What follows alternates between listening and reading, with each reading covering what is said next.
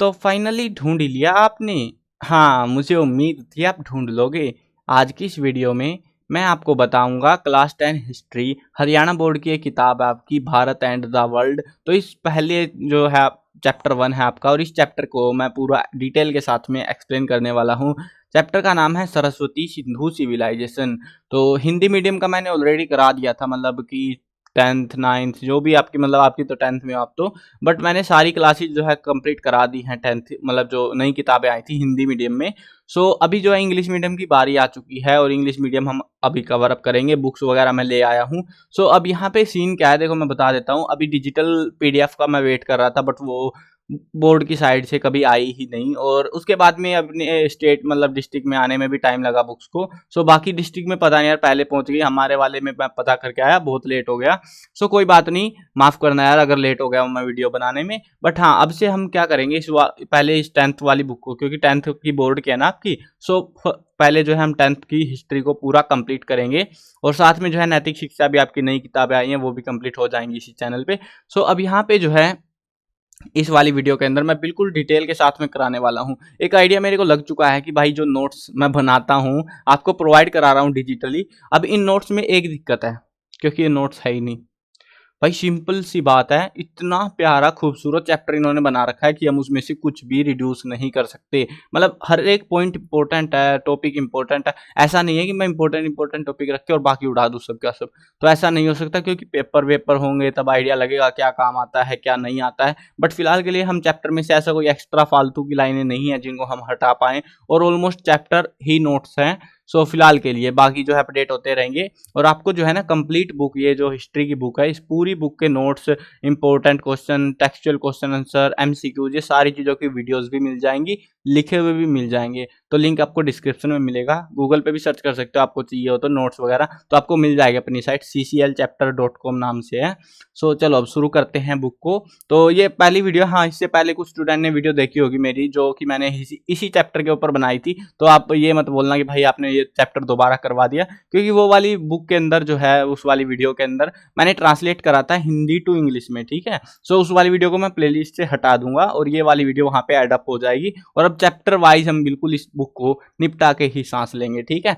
चलो वैसे यार टाइम लगेगा, लेकिन लिखना भी है ना मेरे को साथ के साथ में, बिल्कुल डिटेल के साथ में कराऊंगा मस्त तरीके से आपको। तो चलो अब शुरू करते हैं चैप्टर को। बहुत बक बक कर ली है, बक बक तो करते रहेंगे पूरे रास्ते, मजा ही है, पूरी वीडियो के अंदर मजा ही मजा है हमारा। तो बहुत प्यारा chapter, one of my favourite chapter है इस बुक में। चलो देखते हैं। ये वैसे तो हम पढ़ के आए हैं, हमें ऑलरेडी पता है सरस्वती सिंधु सिविलाइजेशन क्या है। इसको जो है इंग्लिश में कई जगह पे लिखा होता है सरस्वती इंडस सिविलाइजेशन। तो सरस्वती सिंधु, इंडस जो रिवर थी उसको सिंधु नदी भी कहते हैं हिंदी के अंदर। तो इन्होंने, थोड़े आलसी लोग हैं यार, सिंधु ही लिख दिया सीधा उठा के, इंग्लिश में भी सिंधु बना दिया। अब सरस्वती सिंधु सिविलाइजेशन, ये एक सिविलाइजेशन थी जो एक काफी बड़े एरिया के अंदर डेवलप हुई, आज से लगभग 7000 साल पहले। टाइम बीतता गया और ये सभ्यता जो सिविलाइजेशन थी वो बर्बाद हो गई। बर्बाद होने के बाद में वो दब गई मिट्टी में, और हजारों सालों के बाद लगभग 90s के टाइम में ये जो है हमको देखने को मिली। कुछ लोगों ने इसको मतलब 20th सेंचुरी के अंदर इसको डिस्कवर किया, कुछ पत्थर वत्थर निकाल रहे थे लोग, तो वहां से इसका पता लगा, और उसके बाद में इसके ऊपर रिसर्च जारी हुई, और काफी सारी चीजें हमें इस सिविलाइजेशन के बारे में पता लगी। टाइम के साथ में बहुत सारी चीजें मिलती चली गई, और हमें पता लगा ये सिविलाइजेशन बहुत वास्ट एरिया के अंदर फैली हुई थी, बहुत बड़े एरिया में इसका जो है बोल सकते हो रूल कर रही थी, ये फैली हुई थी, एक्सपेंशन था इसका। अभी ये चैप्टर के अंदर मैंने एक ओवरऑल आइडिया दिया है कि इस चैप्टर में है क्या हमारा, है ना। तो हमें पता लगेगा ये लोग करते क्या थे, खाते पीते क्या थे आज से 1000 साल पहले, और ये सारी कहानियां जो है हमें उन्हीं के सामानों से देखने के बाद पता लगती हैं। इनका जो है ना, मैं अभी रिसेंटली म्यूजियम में गया हुआ था, मतलब यही कोई 2-4 दिन पहले। तो म्यूजियम के अंदर मैंने देखा था ये जो है इस सिविलाइजेशन को देखने के लिए, कुरुक्षेत्र के अंदर म्यूजियम है, नाम मेरे को ध्यान नहीं है, कृष्ण भगवान श्री कृष्ण को लेके म्यूजियम है। वहाँ पे आपको मिल जाएंगे इनके जो है सामान, रियल लाइफ वाले जो निकले हैं वहाँ से, तो वो देख के आपको बड़ा मजा आएगा। तो देखना चाहो तो देख सकते हो, 30 रुपए की आई थिंक वहाँ पे टिकट लगती है, हाँ शायद से 30 रुपए की है। देखना चाहो तो वैसे मस्त है यार, म्यूजियम देखने का बढ़िया है वो। चलो अब देखते हैं, यहाँ पे शुरू करते हैं इसको, क्योंकि मैं उन्हीं के लिए बता रहा हूँ जो कुरुक्षेत्र गया तो वो तो देख ही सकते हैं अपने आसपास के एरिया में, तो बढ़िया रहता है उनके लिए, थोड़ा ज्यादा नॉलेज मिलती है उस चीज को लेके। चलो अब शुरू करते हैं चैप्टर को। The first urban civilisation. देखो अर्बन और एक होता है रूरल। रूरल होता है गांव वाला, अर्बन होता है शहरी, मतलब कि एडवांस कह सकते हो आप एक तरीके से। The first urban civilisation of India developed in the fertile plains of Saraswati Sindhu river, यहाँ पे फुल स्टॉप आएगा। तो द फर्टाइल प्लेन, ये फर्टाइल प्लेन क्या है, जो अच्छी मिट्टी होती है, जहाँ पे उपजाऊ भूमि होती है, वहीं पर जो है ये सिविलाइजेशन, जो आधुनिक सिविलाइजेशन कह सकते हो, एडवांस सिविलाइजेशन थी, वो स्टार्ट हुई थी सरस्वती सिंधु रिवर के पास में। ये जो है दो रिवर है, सरस्वती रिवर एक अलग है, सिंधु रिवर एक अलग है। तो ये दो रिवर्स थी और इन दोनों रिवर्स को मिलके जो है उनके जो है बैंक्स के ऊपर, किनारों के ऊपर जो है ये स्टार्ट हुई थी। This civilisation is called the Saraswati Sindhu civilization, as a large number of sites of this civilization are located on the banks of Saraswati and Sindhu reverse. जो कि मैं बता रहा था कि ये इनके बैंक्स के ऊपर थी, किनारों के ऊपर थी, और इसी वजह से बहुत लार्ज नंबर ऑफ साइट होती है, जगह है, तो बहुत सारी जगह जो हमें मिली, इससे शहर बसे हुए मिले, वो हमें ज्यादातर जो है बैंक्स के ऊपर मिले, सरस्वती रिवर और सिंधु रिवर, दो रिवर्स के बैंक्स पे मिले, इसीलिए हम इसको कहते हैं सरस्वती सिंधु सिविलाइजेशन। ठीक है, ये काफी इंपॉर्टेंट पॉइंट है कि हम इसको सरस्वती सिंधु सिविलाइजेशन कहते हैं क्यों है,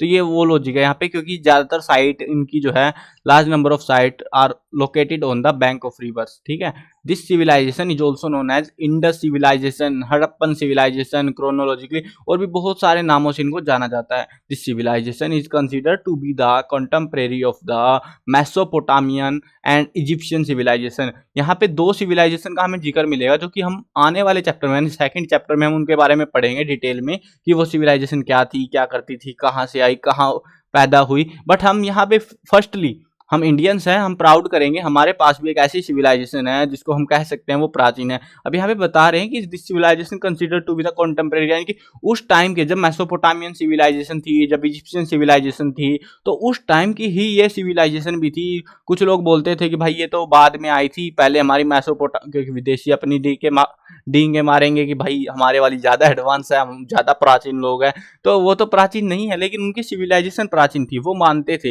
लेकिन टाइम जब बीतता गया और डिस्कवरीज होती गई, तो हमें पता लगा ये मेसोपोटामियन, जो कि सबसे प्राचीन सिविलाइजेशन मानी जाती थी, इजिप्शियन सिविलाइजेशन, ये जो सिविलाइजेशन थी, ये हमारी वाली सरस्वती सिंधु सिविलाइजेशन भी इन्हीं के टाइम की थी। तो अब ये डींगे नहीं मार सकते थे कि नहीं हमारी पुरानी है तुम्हारी नहीं है, हमारी भी उतनी ही पुरानी थी, क्योंकि आगे हमें पता लगेगा चैप्टर में कैसे हम उसको कोरिलेट कर पा रहे हैं। दयाराम साहनी एक्सकेवेटेड हड़प्पा इन पंजाब। देखो पंजाब के अंदर एक जगह थी हड़प्पा नाम से, तो वहां पे जो है पहली बार हमें पता लगा था कि कोई सिविलाइजेशन इंडिया की थी। अब बाद में पता लगता गया ये इतनी पुरानी बहुत सारे जो सबूत मिलते गए हमको। बट जो डिस्कवर करा था इसको, हड़प्पा साइट को, ये साइट थी ना, बहुत सारी साइटें थी, अलग अलग साइटें हैं, नाम आते जाएंगे टाइम के साथ में, चैप्टर जब हम कंटिन्यू करते जाएंगे। तो जो हड़प्पा साइट थी पंजाब के अंदर, उस साइट को सबसे पहले किसी ने ढूंढा था, दयाराम साहनी ने। और कब ढूंढा था? 1921 में। ये काफी इंपॉर्टेंट लाइन है, ध्यान रखना। उसके बाद में अगले ही साल एक और बंदा आता है 1922 में, राखल दास बनर्जी एक्सकेवेटेड मोहनजोदारो इन सिंध प्रोविंस। सिंध प्रांत के अंदर जो है, प्रोविंस होता है, प्रांत यानी कि क्षेत्र कह सकते हो, तो सिंध का जो क्षेत्र था उसके अंदर जो है उन्होंने एक नई साइट ढूंढी मोहनजोदारो नाम से। तो ये मोहनजोदारो किसने डिस्कवर करा था यहाँ पे, मतलब ढूंढा था? तो राखल दास बनर्जी ने। और हड़प्पा को किसने? हड़प्पा को दयाराम साहनी ने। ये दोनों नाम ध्यान रखना, एग्जाम में पूछे गए हैं, ध्यान रखना इस चीज का, इसलिए बता रहा हूँ। As a result of which importance of this unknown Indian urban civilisation attracted the people, specially the archaeologist, यानी कि जो पुरातत्वविद थे, मतलब जो प्राचीन चीजें ढूंढने के जो शौकीन होते हैं लोग, उनको इस चीज ने अट्रैक्ट करा अपनी साइड में कि भैया चलो आओ इंडिया में आओ, यहाँ पे कुछ मिलेगा तुमको, बहुत खूबसूरत सी एक शहर मिलेगा। तो उसी चक्कर में बहुत सारे लोग अट्रैक्ट हुए, जो आर्कियोलॉजिस्ट थे, यानी कि ढूंढते हैं जो सामानों को, हिस्ट्री को एक्सप्लोर करने का जो काम करते हैं। अब हम आगे पढ़ेंगे एक्सपेंशन के बारे में, क्योंकि हमें पहले तो ये पता होना चाहिए ना ये फैली कहाँ से कहाँ थी। एक्सपेंशन होता है विस्तार, यानी कि ये कहाँ से कहाँ तक की फैली हुई सभ्यता थी, सिविलाइजेशन थी, ताकि हम आइडिया तो लगा पाए कि भाई हाँ ये सीन था इसका।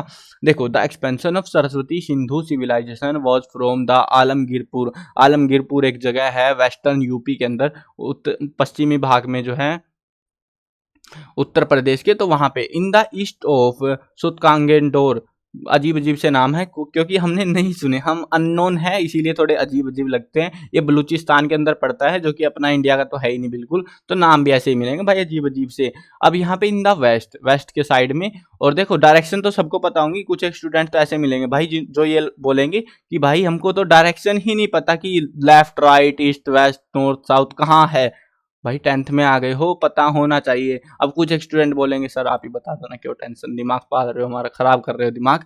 अब देखो यहाँ पे बहुत इजी होता है, ऊपर की साइड जाओ हमारा नॉर्थ आएगा, नीचे की साइड आएगा साउथ, इधर की साइड आते हैं हम ईस्ट, और इधर की साइड आता है हमारा वेस्ट, ये ध्यान रखोगे। अब ये चीज जो है मैप के अंदर भी काम करती है, मैप भी इसी हिसाब से बनाते हैं। मैप के अंदर क्या होता है, एक तीर सा बनाते हैं और नॉर्थ लिख देते हैं ऐसा कुछ, देखो यहाँ पे ये लिखा हुआ ना ये वाला, तो ऐसे कुछ लिख के वो इंडिकेट करते हैं कि आपका मैप अब सीधा है, तो इसकी मदद से आप रास्ते वास्ते भी ढूंढ सकते हो। अब ये देखो यहाँ पे जो है इसीलिए बता रहे हैं, ये वेस्टर्न यूपी में के अंदर जो है आलमगीरपुर है। अब यूपी किधर पड़ता है हमारा, इधर वाले हिस्से में ना, इधर इधर किधर से है ये। तो उसके बाद में इन द ईस्ट, और सुटकांगेंडोर जो बलूचिस्तान में है वो है वेस्ट के अंदर इधर वाली साइड में। और उसके अलावा इन द वेस्ट मांडा जम्मू के अंदर पड़ता है ये, यहाँ इधर किधर मतलब नॉर्थ साइड में in the north, and the Daimabad Maharashtra in the south, और महाराष्ट्र में जो है साउथ की साइड में ये फैला हुआ है। The area of this civilisation is 2,15,000 square kilometre. अब इससे आइडिया लगा सकते हो बहुत बड़ी है ये सिविलाइजेशन, बहुत बड़ा एक्सपेंशन था इसका। The distance between the sites is about 1600 km from east to west and about 1400 km from north to south। यानी कि अगर ये बता रहे हैं हमको कि अगर आप जो है ऐसे जाते हो, एक सिविलाइजेशन फैली हुई है ऐसे, ये मैप दिखाऊंगा आगे, ये जो है ना मैंने बुक से मैप नहीं लिया है, बुक वाला मैप अलग है आपका, बुक में भी देख सकते हो। मेरी वाली बुक में यार प्रिंटिंग हिली पड़ी थी, वो फोटो ही नहीं ले पाया मैं ढंग से, मतलब ऐसे जिगल जिगल हो रहे थे वर्ड्स, तो आपके में पता नहीं मिले तो अच्छी बात है, साफ मैप मिले तो। अब यहाँ पे देखो इस सिंपल तरीके से समझते हैं, अगर ये वाली एक्सपेंशन इस तरीके वाली जो है ईस्ट टू वेस्ट, ये दो तरीके से बता रहे हैं, एक तो इधर और एक इधर, ये ऑलमोस्ट सेम सी है हमारी। यहाँ पे बता रहे हैं 1600 kilometre from east to west, यानी कि ये जो लंबाई है, चौड़ाई कह सकते हो कुछ भी कह लो, तो ये वाला जो एक्सपेंशन था इस इतनी चौड़ाई में, तो वो कितना था 1600 किलोमीटर, और ऐसे में जो है 1400 किलोमीटर तक एक्सपेंडेड थी। मतलब बहुत बड़ा एरिया मान सकते हो आप इसको, 1400 किलोमीटर थोड़ा नहीं होता भाई। इट्स साइड मतलब ये स्ट्रेट लाइन में जाते तब था 1400 kilometre. Its sites are located in Punjab, Haryana, Jammu Kashmir, western UP, northern Rajasthan, Gujarat, India and Balochistan and Sindh province, यानी कि सिंध प्रांत जो है उसमें, इन पाकिस्तान में जो पड़ता है, राखीगढ़ी, बानावली जो कि हरियाणा के अंदर है, ये जगह ध्यान रखना हरियाणा की साइट है। वैसे तो मैं आपको एमसीक्यूज इंपॉर्टेंट क्वेश्चन अलग अलग चीजें दूंगा, तो आपको ज्यादा इजी हो जाएगा याद करना, आपको ये भी पता लग जाएगा ये याद करना है, ये काम का है ये काम का नहीं है।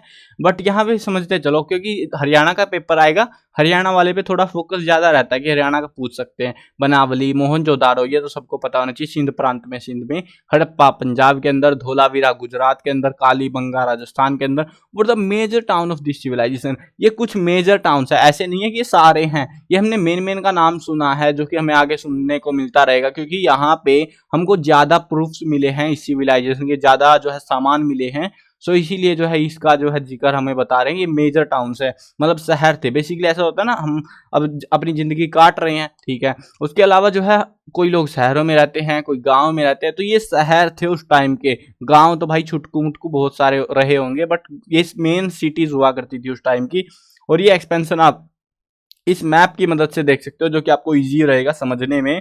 इतने बड़े एरिया में ये फैला हुआ था, तो यहाँ पे ये जो कलर भरा हुआ पूरा, यहाँ तक ये पूरा एक्सपेंडेड था। इतने बड़े एरिया में एक सिविलाइजेशन रह रही थी प्राचीन टाइम में। और यहाँ पे आप बोलोगे भाई मतलब इतना बड़ा, मतलब वो उस टाइम पे ये तो था नहीं कि ये मेरा एरिया ये तेरा एरिया, बहुत दूर दूर सिविलाइजेशन थी। नेक्स्ट चैप्टर में आपको आइडिया लगेगा कितनी दूर दूर थी वो सिविलाइजेशन। और ये जो है आप बोलोगे कि ये यहीं पे क्या कर रही थी, मतलब इनको बाकी और कोई जगह नहीं मिली, तो ऐसा नहीं था। इन ये जो है यहाँ पे रहने का एक लॉजिक था इनका। यहाँ पे रिवर्स थी, ये रिवर्स देख रहे हो, ये रिवर्स, ये रिवर्स, ये रिवर्स, ये जो है ये इंडस रिवर है, यानी कि सिंधु रिवर बोलते हैं जिसको हम इस चैप्टर में, तो सिंधु रिवर है ये। और ये है हमारी सरस्वती रिवर, जो कि आजकल एग्जिस्ट नहीं कर रही शायद से, तो ये यहाँ से ऐसे कुछ जाते हुए जा रही थी। अब ये जो एरिया था आपको पता होगा, जहाँ पे पानी होगा, पानी अब प्यासे तो हम मरने से रहे, अब रेगिस्तान में बैठ के वो करेंगे क्या, तो यहाँ पे जो है पानी की वजह से और साथ में फर्टाइल लैंड थी, अच्छी जमीन थी खेती करने के लिए, खेती करते थे भाई। ये ऐसे नहीं ठहरे कह रहे कि कुछ भी नहीं कर रहे, भूखे पेट अपना जानवरों का शिकार करके काम नहीं चला रहे थे, ये खेती करते थे बकायदा। तो वो जो खेती करते थे और भी बहुत सारी चीज़ों में पानी रिक्वायर्ड रहता, लाइफ सर्वाइवल के लिए, हंटिंग के लिए जो एनिमल्स चाहिए वो भी पानी पीने आएंगे, अब रेगिस्तान में जानवर भी नहीं मिलने। तो ये सारे क्राइटेरियाज को देखते हुए हमें पता लगा कि ये जो मेजर सिविलाइजेशन थी वो यहाँ कहीं बसी हुई थी। मतलब ये जो पूरा मैप हमें देखने को मिलता है यहाँ पे पूरे में ये बसी हुई थी। अब आपके मन में एक और ख्याल आएगा कि भाई ये तो बढ़िया लग रहा है, ये मतलब यहाँ तो थोड़ी सी नदियाँ यहाँ बस जाते। देखो यहाँ पे बसे, लेकिन उस टाइम पे हो सकता है ये इधर की साइड आए ही नहीं हो, क्योंकि ये एक्सपेंशन भाई इतनी दूर दूर जाना भी तो था इनको। अब भटकते रहेंगे, जगह सरका के ले जानी काफी मुश्किल रहती है। तो हो सकता है यहाँ पे स्टार्टिंग में जो है लोग रहे होंगे और कुछ अपना यार उनका मन इधर ही लग गया होगा पहाड़ी एरियाज में। यहाँ पे एक और मेजर रीजन था, अगर आए भी होंगे तो मैं आपको बताता हूँ क्या रीजन रहा होगा। यहाँ पे जो है फ्लड नहीं आती थी, बहुत कम फ्लड देखने को मिलती है क्योंकि पहाड़ी एरिया है। लेकिन यहाँ पे जो है मैदानी इलाका स्टार्ट हो जाता है और जिसकी वजह से फ्लड आती है। यूपी के अंदर फ्लड काफी ज्यादा आता है, बिहार में तो भाई यहाँ तो बवाल मचा रहता है। इस वाले एरिया में, इधर वाले एरिया में बवाल मचा रहता है, फ्लड ही फ्लड रहती है हर टाइम पे। यहाँ पे भी पानी ज्यादा आ जाता है बहुत बार, तो इसकी वजह से भी हो सकता है कि वो वहीं पे रह गए हो, यहाँ आए ही नहीं हो। तो कुछ भी कारण हो सकता है, बट हमें ये एरिया इसका देखने को मिलता है। चलो आगे बढ़ते हैं। अब हमें जानने को मिलेगा क्रोनोलॉजी। अब ये क्रोनोलॉजी क्या होती है? हमारी क्रोनोलॉजी होती है कालक्रम, यानी कि उनका टाइम पीरियड, किस टाइम के दौरान जो है हमें वो देखने को मिले, किस टाइम में उन्होंने क्या करा, कब वो जिए मरे क्या हुआ, तो वो सारी चीजें। ठीक है, चलो देखते हैं क्रोनोलॉजी के बारे में। Chronologically the Saraswati Sindhu civilisation is divided into 3 periods. हम उसको बेसिकली 3 पीरियड्स के अंदर डिवाइड करते हैं। 3 पीरियड बना रखे हैं, ये हमारे 3 पीरियड हैं। ये ध्यान रखने हैं, मतलब ध्यान ही रखने हैं, बस एग्जाम में पता नहीं आएंगे कि नहीं आएंगे, बट आइडिया होना चाहिए आपको क्या हुआ था। क्योंकि हम चैप्टर सीखने आ रहे हैं, हम यहाँ पे नंबर लेने नहीं आ रहे भाई। नंबर तो आपको आराम से मिल जाएंगे, नंबर मुश्किल नहीं होते लेने। आपको अगर कंसेप्ट क्लियर होंगे तो आराम से मिल जाएंगे वो तो। देखो आगे बढ़ते हैं। रेडियो कार्बन डेट्स, यानी कि जो प्राचीन जो चीजें, रेडियो कार्बन एक तरीका होता है बोल सकते हो कि सामान के ऊपर से कि वो कितना पुराना है, उनकी मदद से रेडियो कार्बन की हेल्प से वो डिटेक्ट होती है। तो वो जो डेट्स है वो सजेस्ट करती है that the Saraswati river valley was inhabited by the first, क्या नाम है ये, अग्रेरियन कल्चर्स बिफोर, कोमा आएगा यहाँ पे, ठीक है, कोमा है ये 75, या फिर हटा दो यार कोई दिक्कत नहीं है, 7500 टू 7000 BC।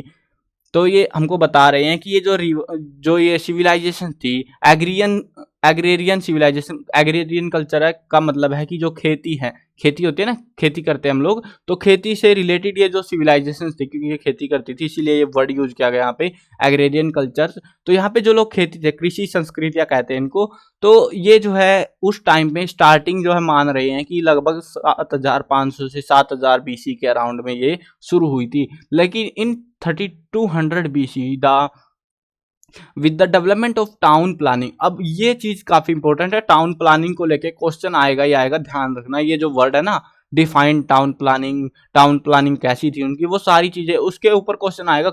अब की बार भी आया था यूटी हाफ ईयरली में भी, सो अगर आपने पेपर दिया हो तो पता भी होगा। सो ये ध्यान रखना, ये टाउन प्लानिंग का इंपॉर्टेंट टॉपिक है, इस चैप्टर का मोस्ट इंपॉर्टेंट टॉपिक, ध्यान रखना। ठीक है, चलो with the development of town planning, writing, seals and the method of measurement, these first agrarian cultures were transformed into a developed rural culture. अब वो जो खेती लोकल लोग रह रहे थे जंगलों में या खेती कर रहे थे काम चलाऊ सी, अब वो डेवलप होते चले गए और डेवलप होने के साथ में उन्होंने काफी सारी चीजें डेवलप कर दी। लाइक इन्होंने क्या क्या काम करे, इन्होंने जो है टाइम बीतने के साथ में टाउन प्लानिंग करी, शहर बसाए, मतलब उसके बाद में राइटिंग यानी कि लिखा, कुछ किताबें पत्थर जो भी कहीं भी लिखा जो भी। उसके अलावा सील्स होती है मोहरे, तो मोहरे भी उन्होंने डेवलप करी। And the method of measurement, यानी कि नापने का तरीका, नाप तोल कैसे तोलना या नापना, वो चीजें होती है ना कि ये 2 फीट चौड़ा, ये 3 फीट लंबा, ये वो चीजें भी इन्होंने उस टाइम पे डेवलप कर ली थी 3200 BC के अराउंड में। मतलब पहले ये आम जिंदगी जी रहे थे, 7.5 नहीं, ध्यान रखना मैं बता रहा हूँ।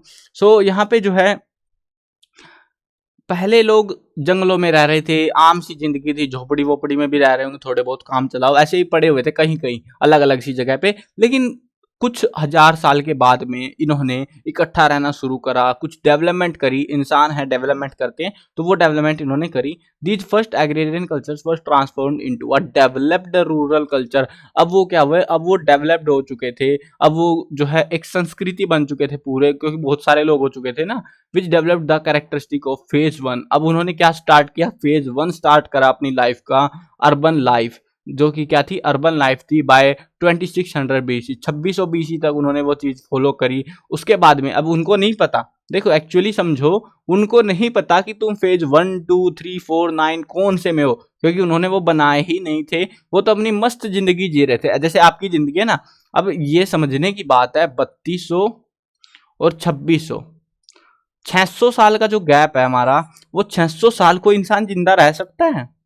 बताओ यार, तुम जिंदा रह सकते हो? नहीं रहोगे ना। मतलब 100 साल मैक्सिमम 120 हो जाएगा, 200 भी नहीं पहुंचने वाले, 600 तो बहुत दूर की बात है। हो सकता है 50 में भी कल्टी हो ले कुछ तो। अब ये जो सीन है यहाँ पे, 600 साल उनको नहीं पता, वो अपनी आम जिंदगी जीते जा रहे हैं, टेक्नोलॉजी बढ़ती जा रही है। जैसे अभी पहले क्या था, आज से लगभग 20 साल या 15 साल पहले अगर आप एक्सपेक्ट करते हो तो आपको क्या मिलेगा? आपको फोन्स के नाम पे कुछ नहीं था, इंटरनेट के नाम पे कुछ नहीं था, कंप्यूटर के नाम पे कुछ नहीं था, मतलब थोड़ा बहुत था, चिंदी मिंदी सा, मतलब स्टार्टिंग थी वो एक उस एज की। तो वही चीज यहाँ पे बताने की कोशिश हो रही है कि वो स्टार्टिंग थी इस टाइम के आसपास में, धीरे धीरे वो डेवलप होती गई और 2600 के आसपास वो प्रॉपरली वो चीज चल रही थी। उसके बाद में क्या हुआ, as a result the town of India first urban civilisation emerged. उसके बाद में जो सिविलाइजेशन थी वो एमर्ज हुई, उदय हुआ, वो विकसित हो चुकी थी। जैसे अब हम विकसित हो गए ना, हम तो 20 साल में हो गए हैं इतनी जल्दी। अब भाई अभी तो बहुत कुछ देखना बाकी है आपकी लाइफ के अंदर। By the 1900 BC this urban civilisation starting changing into a rural culture. अब ये जो शहरी लोग थे, एडवांस लोग थे, अब ये और भी एडवांस होते चले जा रहे थे। लेकिन the urban civilisation collapsed before 1300 BC, लेकिन 1300 बीसी पहले ये गायब हो गए। अब हमें नहीं पता क्या कारण रहा होगा, क्या मतलब हमें जो हम बता रहे हैं ना, हम किससे पता लगा ये सारी चीजें? रेडियो कार्बन डेट्स की मदद से हमें ये एस्टीमेट मिला है। ये एग्जैक्ट डेट नहीं है, एस्टीमेटेड डेट है ये तो। लेकिन जो भी है बहुत पुरानी है। अब ये इतनी पुरानी चीजें टाइम के साथ में, मतलब ये ऐसे एक ग्राफ की मदद से आपको एक्सप्लेन करूँ तो ये ऐसे ऐसे जिंदगी जी रहे थे, ऐसे ऐसे मर रहे थे जिंदगी, और एकदम से इनकी जिंदगी तेजी तेजी तेजी पकड़ती चली गई, और उसके बाद ये खत्म। पता नहीं क्या हुआ, आगे का हमें कुछ नहीं मिला। तो ये हुआ इस सिविलाइजेशन के साथ में, ये जो कि एक अनोइंग सी चीज है भाई। मतलब आप सोचो कि एक सिविलाइजेशन जो स्टार्टिंग की स्ट्रगल सबके पास होती है, लेकिन वो बढ़ती जा रही है, बढ़ती जा, एकदम से गायब कैसे हो गई? उस टाइम पे तो बम भी नहीं थे कि बम फाड़ दिया उन्होंने, वो सारे मर गए एकदम से। तो ऐसी टेक्नोलॉजी उस टाइम पे नहीं थी बम वम की, तो वो तो बाद में आई थी। लेकिन फिर भी वो गायब कैसे हो गई, वो तो हमें लास्ट में पता लगेगा चैप्टर के। बट ऐसे चलते चलते वो एकदम से गायब हो गए, और उसके बाद हमें कोई भी उनका एविडेंस देखने को नहीं मिला। सिंपल शब्दों में हम यहाँ पे फेज 1 2 3 बना के हम समझ सकते हैं। थोड़ा सा बोरिंग लगेगा तो आसान तरीका ये है, पहला था अर्ली पीरियड, दूसरा अर्बन पीरियड, और तीसरा था लेटर पीरियड। यानी कि ये वो टाइम था जब वो मैक्सिमम पीक पे थे अपनी, वो उनकी जो तरक्की थी वो मैक्सिमम हो चुकी थी, उससे ज्यादा वो तरक्की नहीं कर सकते थे। अब हो सकता था कर लेते, बट बाद में कुछ कांड हो गया और उसके बाद वो लेटर पीरियड बन गया उनका। ये सारे पीरियड वीरियड हमने बनाए, ये स्टार्टिंग का पीरियड था उनका, ठीक है। चलो, ये हमारा इंपॉर्टेंट टॉपिक है, ये वाला टाउन प्लानिंग को लेकर हमने जाना ना। उन्होंने सील्स बनाई, टाउन प्लानिंग, राइटिंग का काम करा, बहुत सारी चीजें उन्होंने करके दी हमको, और हम उनको देख देख के खुश हो रहे हैं भाई, इतनी प्राचीन लोगों ने इतना कुछ कर दिया। लेकिन आपको बिलीव नहीं होगा, जब चैप्टर आपका कंप्लीट हो जाएगा ना, आपको खुद बिलीव नहीं होगा कि भाई ये कैसे कर दिया यार इन लोगों ने। मतलब हम लोग नहीं कर पा रहे आज के टाइम पे जो इन्होंने कर दिया था, जो कि थोड़ा सा मेरे को भी वियर्ड लगता है। चलो देखते हैं टाउन प्लानिंग के बारे में। टाउन प्लानिंग यानी कि शहर को बसाना। तो Despite the similarity in the town planning of the Saraswati Sindhu civilization, a few regional differences exist. मतलब थोड़े बहुत जो है हमें देखने को मिलते हैं, थोड़े बहुत डिफरेंस देखने को मिलते हैं, बट ज्यादा डिफरेंस हमें देखने को नहीं मिलते। मतलब ऐसे हमें मेजर साइट्स बता रहे थे ना, बहुत सारी साइट्स हमको मिली हैं, लेकिन सारी साइटें तो मिल गई। उनकी जो प्लानिंग थी ना, टाउन प्लानिंग थी, टाउन जो बसे हुए थे वो, तो वो ऑलमोस्ट सिमिलर थे, ज्यादा डिफरेंस हमें देखने को नहीं मिला, अलग अलग एरियाज होने के बावजूद भी। In the towns of this civilisation, यहाँ पे ध्यान रखना, ये लाइन इंपॉर्टेंट है। In the towns of civilisation 2 mounts are often found in the east and west direction. हमें जो है 2 माउंट्स होते हैं, टीले, तो 2 टीले हमको देखने को मिले दो टीले found in the east and west direction, एक ईस्ट में था एक वेस्ट में था, मतलब ऐसे कह सकते हो एक टीला ये है एक टीला ये है हमारा। तो अब यहाँ पे बता रहे द रेजिडेंशियल एरिया वो situated in the east mount, ये जो रेजिडेंशियल एरिया था ये ईस्ट वाली साइड में था। अब ईस्ट वाली साइड कौन सी है, ये वाला, तो इसको मैं आर से डिनोट कर रहा हूँ, ये रेजिडेंशियल एरिया था। एंड द फोर्ट वो situated on the west mount, और ये जो है फोर्ट था, यहाँ पे क्या था, फोर्ट, किले बने हुए थे।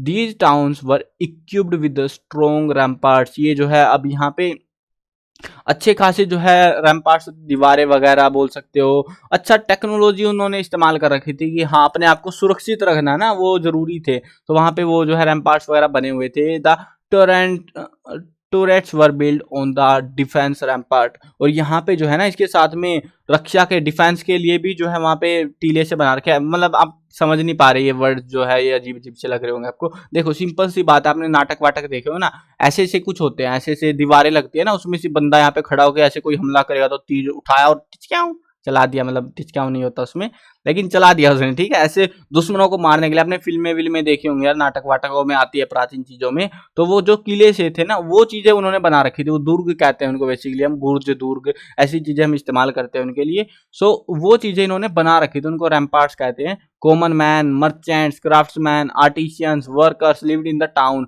ये जो लोग थे ना, मतलब लोकल आदमी, मर्चेंट्स थे, क्राफ्ट्समैन थे, बहुत सारे जो है अलग अलग किस्म के लोग थे ना, कोई काम करता था, कोई सामान बनाता था, कोई आर्टिस्ट था, कोई जो है वर्कर्स थे, आम मजदूर भी थे, वो सारे लोग जो है टाउन के अंदर रहते। टाउन कौन सा एरिया था, रेजिडेंशियल एरिया।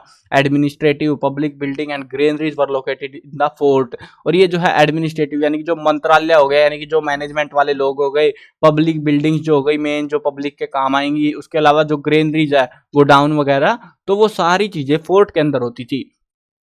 अब ये आप इससे आइडिया लगाओ, थोड़ा सा आपको समझ, थोड़ा सा कंफ्यूजन होगा, तो कंफ्यूजन हम नहीं छोड़ने वाले इस चैप्टर में, कि आप अपने स्टाइल में भी एक्सप्लेन करना चाहो तो कर सकते हो। देखो एक एरिया था ये वाला हमारा, जिसके अंदर क्या बना हुआ था, लोग रहते थे, सारी किस्मों के लोग जो थे वो यहाँ रहते थे। उसके अलावा एक इधर वाली साइड में बना हुआ था, जो कि ये वाला जो है ना थोड़ी सी हाइट पे बनाते थे बेसिकली, ताकि पानी वानी ना भर जाए इसमें। तो यहाँ पे जो है इसको, क्योंकि ये इंपॉर्टेंट था, यहाँ पे सारा कुछ सामान खाने पीने का जो भी रिक्वायर्ड चीजें थी वो सारी इसी के अंदर रहती थी, जिसको हम फोर्ट के नाम से जानते थे। तो इसको फोर्ट को जो है सिक्योर किया गया था हर जगह पे, और ज्यादातर जो हमें साइट्स में क्या मिला है वो ऐसे पूरे पे जो है रैम्पार्ट बना रखा है, पूरे को सिक्योर किया गया था ऐसे वाला करके। और ज्यादातर कुछ में ऐसे खाली इसको कर दिया, कुछ में पूरे कर दिया, कुछ में इसको कर दिया, इसको मतलब मेजरली जो है वो अपने आप को सिक्योर करने का काम करते थे। जहां पे जो चीजें रखी होती है रैम्पार्ट्स वगैरह उनके लिए बनाते थे, बिल्डिंग्स बनाई जाती थी अच्छी खासी। अब यहाँ पे वो तो हमें समझ आ गया, ठीक है भैया वो वहां पे थी। अब ये जो लोग थे, ये जो इधर वाला दो एरिया था ना, इधर वाला इधर वाला, अब इधर वाले को हटा दो, इधर वाले में ज्यादा कुछ था नहीं, यहाँ पे लोग रहते थे ये वाले में। अब ये वाले में क्या सीन था, यहाँ पे क्या होता था, roads had an important place in the town planning of the Saraswati Sindhu civilisation. ये जो सिविलाइजेशन थी, अब रोड, अब गांव हो सिटी हो कुछ भी हो, लेकिन रोड तो सबको चाहिए, रास्ते चाहिए ना, तो रास्ते जो है यहाँ पे बनाए जाते थे, काफी इंपॉर्टेंट मेजर रोल यहाँ पे बनाया जाता था, मेजर रोल था इनका। The main road divided the town into 5 और 6 ब्लॉक्स। तो जो मेन रोड होता था वो जो सिटी है उसको 5 से 6 भागों में डिवाइड करता था। अब ये ऐसा कुछ है, ये जो है ऐसे टेढ़ा मेढ़ा गांव नहीं बसाते थे, ये ऐसा कुछ चक्कोर करके गांव बसाते थे। और यहाँ पे जब रोड आते थे तो ऐसे ऐसे करके निकलते थे वो रोड, मतलब उसको जो है 5-6 पार्ट में, 1 2 3 4 5 पार्ट में हमने डिवाइड कर दिया, तो ऐसे वो डिवाइड होते थे। अब यहाँ पे the main roads in the Mohenjodaro were 9.15 metre wide, ये जो है जो रोड्स थे वो 9.15 मीटर चौड़े थे। And the streets were 3 metre wide on average, average की बात है, कहीं पे थोड़ा बहुत गैप मिला है हमको ऊपर नीचे, बट एवरेज के हिसाब से देखें तो 3 मीटर चौड़ी थी, मतलब 9 से 10 फीट के आसपास की तो गली होती थी। और क्योंकि उस टाइम पे ऐसा तो था नहीं कि ट्रैक्टर जाने भैया, ट्रक जाने हैं, कुछ जाना है, तो सिंपल पैदल जाना है लोगों को, काफी था ये एरिया। उसके अलावा जो है 9 मीटर का जो है 9 30 27 मतलब लगभग 27 से 30 फुट के आसपास मान लो तुम एस्टिमेटेड, तो वो जो है इतनी चौड़ी चौड़ी सड़कें उस टाइम पे बनाई गई होती थी। The roads of the Kalibanga, Rakhigarhi and the Mitathal were also wide, यहाँ पे भी सड़कें हमें चौड़ी देखने को मिली। The roads were unpaved, roads जो है अब यहाँ पे देखे तो रोड्स जो है अनपेव्ड थे, कच्चे थे, मतलब कह सकते हो कि ऐसा नहीं था कि कीचड़ विचड़ का जुगाड़ तो था नहीं कि हाँ भैया कीचड़ भर जाएगा, वो तो बिल्कुल से बेकार सा एरिया था, ऐसा हम नहीं कह सकते, लेकिन अच्छा एरिया वहां पे बनाया हुआ था। Special attention was paid to cleanliness, और क्लीनिनेस क्योंकि साफ सफाई भैया जरूरी है, तो सफाई जो है वहां पे अच्छे से रखी जाती थी, क्योंकि कीचड़ देखो मिट्टी का काम है भाई, मिट्टी में कुछ भी हो सकता है, कीचड़ बनेगा, बारिश होगी, कच्ची होती थी लेकिन कोई दिक्कत नहीं, अनपेव्ड का मतलब कच्ची है तो कच्ची होती थी कोई दिक्कत नहीं है, लेकिन साफ सफाई इंपॉर्टेंट थी, जिसके लिए सरकार आज भी हमको कहती है भाई साफ सफाई रखो। ये लोग आज से हजारों साल पहले साफ सफाई पे ध्यान देते थे। For garbage dustbin were kept on the side of the roads, और गार्बेज जो कचरा वगैरह फैलाते थे, कचरे के लिए इन्होंने डस्टबिन रख रखे थे साइड में, रोड के साइड में, जो कि अजीब सी बात है क्योंकि हमारी सड़कों में गांव में अगर आप देखते हो कहीं डस्टबिन आपको देखने को नहीं मिलेंगे, मेजरली अगर देखें तो शहरों में भी नहीं मिलते भाई। तो ये लोग आज से हजारों साल पहले डस्टबिन के मैनेजमेंट भी जानते थे, तो कितने एडवांस लोग थे यार, सोचो जरा। The drains of the house is led to a big drain on the side of the road, और ये जो ड्रेन्स यानी कि जो नालियां कह सकते हो, नालियां भी निकलती थी ना, अब पानी यूज करोगे तुम, काफी सारी चीजें इस्तेमाल कर रहे हो ना, तो नालियां निकलेंगी, पानी निकलेगा, नालियां बनानी है, तो वही चीजें यहाँ पे बता रही कि नालियां जो है, the drains of the houses, घरों की जो नालियां थी, led to the big drain, एक बड़ा नाला होता था, जैसे गांव में देखा होगा ना, आपके घर से नाली जा रही है, नाली से पानी नाले में जाता है, तो बिग ड्रेन में जाता था on the side of the road, और जो कि रोड के साइड में बना होता था, जैसे हमारा गांव में बना हुआ, आपके गांव में भी सब गांव में, शहरों में, सब जगह सेम हाल होते हैं। मतलब आपकी जो सड़क है, ये सड़क हो गई हमारी, इसके साइड में यहाँ पे ऐसे नाला बना दिया बिल्कुल जस्ट लगता हुआ, और उसके साथ में जो है यहाँ पे सारी जो नालियां हैं घरों की, वो ऐसे आके इस नाले में गिर रही है, तो ऐसा सा सिस्टम इन्होंने उस टाइम पे बना रखा था। Then the water was drained out of the town through these drains, और बाद में ये पानी अब वापस थोड़ी ना चाहिए इनको ये पानी, तो ये पानी आउट ऑफ द टाउन, शहर से कस्बा जो बना हुआ था उनका, उससे बाहर चला जाता था। The drain were mainly made of the paved bricks, और ये जो है ना, ये पक्की ईंटों से ये बने होते थे, मतलब ऐसा नहीं था कि कच्चा मामला कर रखा है कि भैया चलो कीचड़ विचड़ भरा पड़ा है, गारा बनी पड़ी है उसमें, नहीं, वो पक्की ईंटों, पेव्ड ब्रिक्स, पक्की ईंटों से उसको बनाया जाता था। These width and the depth were determined as per the requirements, इनकी जो चौड़ाई थी, गहराई थी, वो रिक्वायरमेंट्स के हिसाब से चेंज होती थी, कि कहीं पे कुछ जगह ऐसी थी जहाँ पे पानी, मतलब मान लो कपड़े वपड़े का काम है, पानी ज्यादा आएगा तो नाली चौड़ी कर दी, बड़ी कर दी, वो हिसाब से अपने हिसाब से करते रहते थे उसको। Often the trains were covered with bricks of large size, और कमाल की बात यह है कि इनकी नालियां ऐसे उघड़ी हुई नहीं पड़ी हुई थी, इन्होंने नालियां ढक रखी थी, एक जो कि अमेजिंग सी बात है, हमें जो है हमारे नाले, बिग ड्रेन्स और लोकल ड्रेन्स जो है हमें ढके हुए नहीं मिलते, कहीं पर नहीं मिलते, शहरों में तो लोग ढक लेते हैं क्योंकि बदबू मारते हैं वो, लेकिन गांव में तो मिलते ही नहीं है वो भी। तो ये चीज इन लोगों ने कर रखी थी, इन्होंने पूरे के पूरे को जो है बड़ी बड़ी ईंटें से, पत्थर से बना के उनको ढक रखा था। The drains were probably clean from time to time, और जहां तक लग रहा है कि ये जो नाले थे ये टाइम टू टाइम क्लीन भी होते थे, पता नहीं कैसे करते होंगे, कौन घुसता होगा नालों में, बट जो भी था वो जो है उनकी सफाई वहां पे किया करते थे। Residential and community buildings are also found in Saraswati Sindhu civilisation, उसके अलावा जो है यहाँ पे दो प्रकार की बिल्डिंग्स थी, रेजिडेंशियल यानी कि घर, जो हमारे घर होते हैं, आवासीय घर जिनको कहते हैं रहने वाले, और दूसरा होता है कम्युनिटी बिल्डिंग्स यानी कि सामुदायिक भवन होते हैं, जैसे हमारे भी है ना, जैसे बहुत सारे लोगों का पब्लिक बिल्डिंग्स टाइप में ही होता है, ये भी कम्युनिटी बिल्डिंग्स होती है, जैसे चपाड़ हो गई, या हरियाणा में जो यही बोलते हैं ना, चपाड़ हो गई, या फिर ऐसी भी और सारे गार्डन वार्डन हो जाते हैं गाँव के, तो वो चीजें, उस टाइप की जो चीजें थी वो भी जो है यहाँ पे हमें देखने को मिली थी। अब रेजिडेंशियल बिल्डिंग हैड 3 और 4 रूम्स, जो रेजिडेंशियल जो घर था उस टाइम के जो घर थे उनमें 3 या 4 रूम कमरे होते थे, एक किचन होता था, एक बाथरूम होता था, and a court yard in the middle of the building, और बीच में जो है कोर्ट यार्ड यानी कि आंगन हुआ करता था। मतलब एक सिंपल तरीके से आप समझो 4 कमरे होते थे, एक कमरा यहाँ पे बना दिया, एक कमरा यहाँ पे बना दिया, ऐसे बना दिया, ऐसे बना दिया, मतलब ऐसा करके कुछ 4 या 5 कमरे ऐसे बना देते थे, और बीच में आंगन, यहाँ पे गेट लगा लो भैया, ठीक है, तो ऐसा सा कुछ चीज को बनाया जाता था estimated.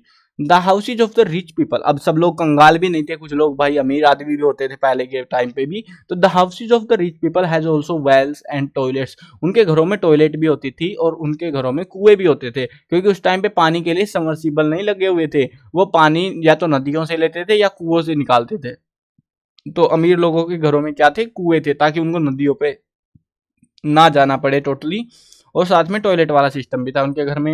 Evidence of the stairs in the buildings is also found, अब यहाँ पे कमाल की बात यह है उनके घरों में सीढ़ियां भी देखने को मिल गई, और तो क्या ही क्या, मतलब वो एक मंजिले में नहीं रुके हुए थे, वो जहां तक लग रहा है वो ज्यादा मंजिले बनाते थे, तो तभी तो सीढ़ियों का इस्तेमाल करेंगे, तो सीढ़ियां बनी हुई थी उस टाइम पे। Evidence of plastering on windows, ventilators, floors and the walls in the houses has also been found. तो यहाँ पे जो है बता रहे हैं कि हमें एविडेंस मिले प्लास्टरिंग के। प्लास्टरिंग होती है प्लस्तर करना, प्लस्तर होता है ना विंडो खिड़की पे, दीवारों पे, फर्श पे, घरों की हर जगह पे जो है प्लस्तर हम करवाते हैं, सीमेंट से करवाते हैं। पहले मिट्टी विट्टी से करते होंगे, जो भी जुगाड़ इस्तेमाल करते होंगे वो। बट कमाल की बात यह है उस टाइम पे लोग प्लास्टरिंग भी करते थे।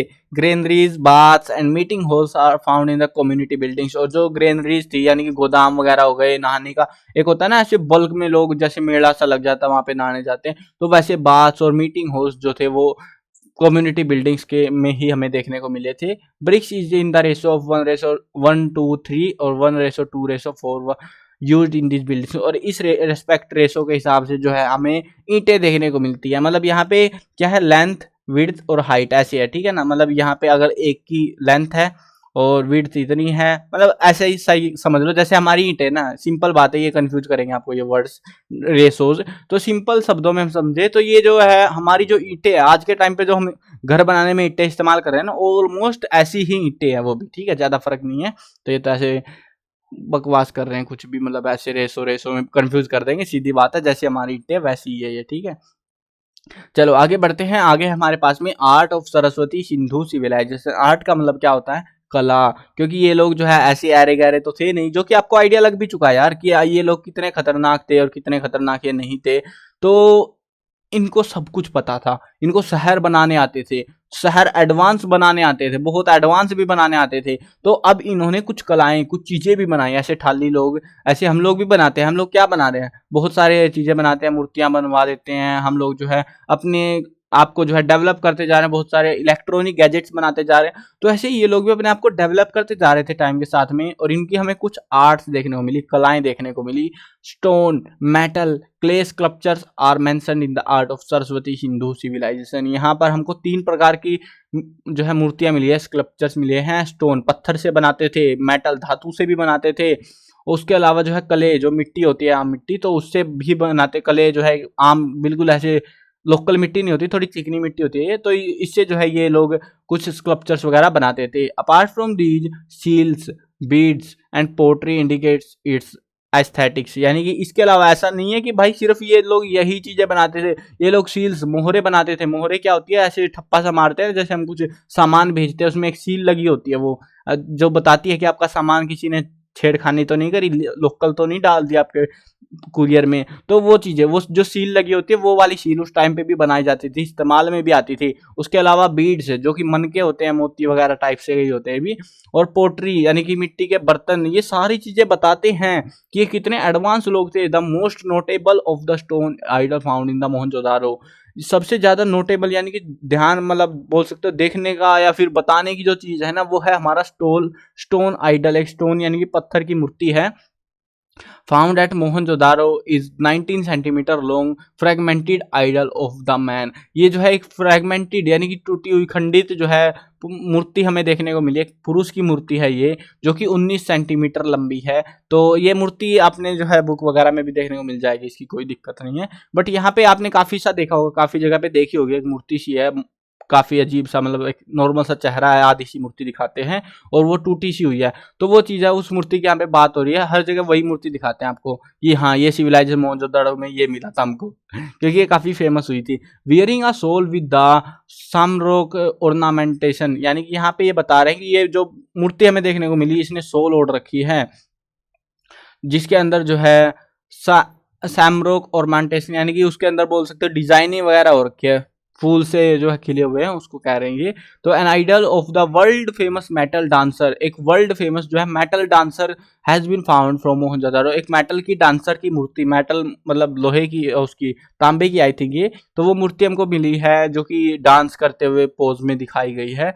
सो वो भी हमें कहाँ से मिली है, मोहनजोदारो से मिली है। Clay idols of man, women, animals and birds have been found. यहाँ पे हमें मिट्टी से बने हुए पुरुष, महिलाएं, जानवर, पक्षी, ऐसे बहुत सारी चीजें मिली है। और ये सारी जो है ना, देखो मेटल की तो मैं नहीं कह सकता, पत्थर वाली जो मूर्तियां है, अब ये जो कौन सा ये, हाँ फ्रेगमेंटेड आइडल ऑफ मैन, ये काफी इंपॉर्टेंट है। तो ये हमें आपको कुरुक्षेत्र वाली साइट पे नहीं मिलेगा देखने को। बाकी जो है ना, आपको यहाँ पे क्ले आइडल्स वगैरह मिल जाएंगे, मैन, वुमेन, एनिमल्स, बर्ड्स, इन चीजों के एनिमल्स, ये जो है आपको स्कल्पचर्स वगैरह मिल जाएंगे, कुछ और भी जुगाड़ है काफ़ी सारे वो मिल जाएंगे देखने को।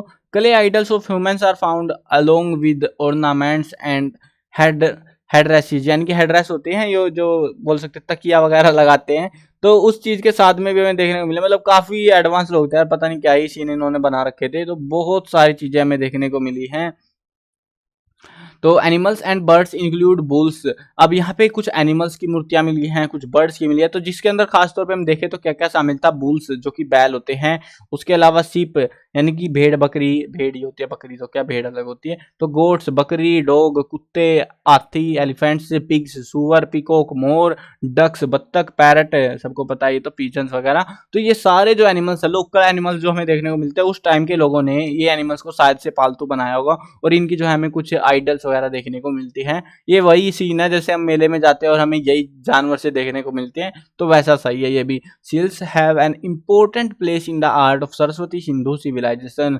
जो सील्स थी, मोहरे थी, वो काफी इंपॉर्टेंट रोल प्ले करती थी उस टाइम के अंदर, उस सिविलाइजेशन के अंदर। सील्स आर मेनली स्क्वेयर और rectangular on which animal bird deities और and scripts has been inscribed with the micro instruments. अब यहाँ पे बता रहे हैं ये काफी इंपॉर्टेंट रोल प्ले करती थी, और खास तौर पे ये स्क्वायर या फिर रेक्टेंगुलर साइज में ही होती थी, और इसके अंदर जो है कुछ एनिमल्स के, बर्ड्स के, या फिर डाइटीज यानी कि बोल सकते हो देवी देवता, डाइटीज होते देवी देवता जो भगवान थे उस टाइम के, जो भी रहे होंगे। और उसके अलावा स्क्रिप्ट्स कुछ जो है लिपियां, जो शब्द होते हैं, जैसे हमारा ये क्या, ये वर्ड पढ़ पा रहे हो, फाउंड है ना, तो ऐसे हमको तो पता है फाउंड है, उनको थोड़ी ना पता, वो तो अपने स्टाइल में लिखेंगे। आज से मान लो 5000 साल बाद कोई इसको पढ़ पाएगा कि ये फाउंड है? नहीं, वो क्या पता क्या ही समझ बैठे इसको। तो वही चीजें हैं, तो हमारे लिए उसको स्क्रिप्ट, वो जो लिखा हुआ जो भी कुछ लिख रखा था उन्होंने, वो सारी चीजें उन मोहरों के ऊपर, सील्स के ऊपर लगाई जाती थी, लिखी जाती थी, डिजाइन करी जाती थी। Has been inscribed with a micro instrument. उस टाइम पे माइक्रो काम होते थे, छोटे छोटे, तो वो जो है ना माइक्रो इंस्ट्रूमेंट्स की हेल्प से वो सारी चीजें बनाई जाती थी। क्योंकि सील होती ही कितनी थी यार, इतनी सी तो सील होती, जितनी आप स्क्रीन में देख रहे हो ना, बस इतनी सी होती थी। मतलब ये तो ज्यादा छोटी दिख रही होगी स्क्रीन फोन वाली में, तो पीसी में बना रहा हूँ ना वीडियो तो मैं। सो यहाँ पे मतलब ये मान लो यार, तुम्हारी हथेली से भी छोटी, जैसे ठप्पे से होते हैं यार, ऐसे स्कूल में लगाते हैं हम, टीचर वगैरह भी आपको देखने को मिले होंगे, प्रिंसिपल की मोहर लगवा लो, या ऐसी सी सील्स उस टाइम पे बनी होती थी, जिनके अंदर ये सारी चीजें छाप देते, किसी पे कुछ किसी पे कुछ, ऐसे छपी रहती थी। अपार्ट फ्रॉम दी, अरे ये रह गए ऊपर वाली लाइन पे थे हम। ज्वेलरी, ज्वेलरी भी वहां पे बनती थी, जिसके अंदर beads, bangles, necklace, bracelet, rings, ये सारी चीजें, बीड्स होते हैं मन के वगैरह, बाकी तो आपको पता ही है सारे।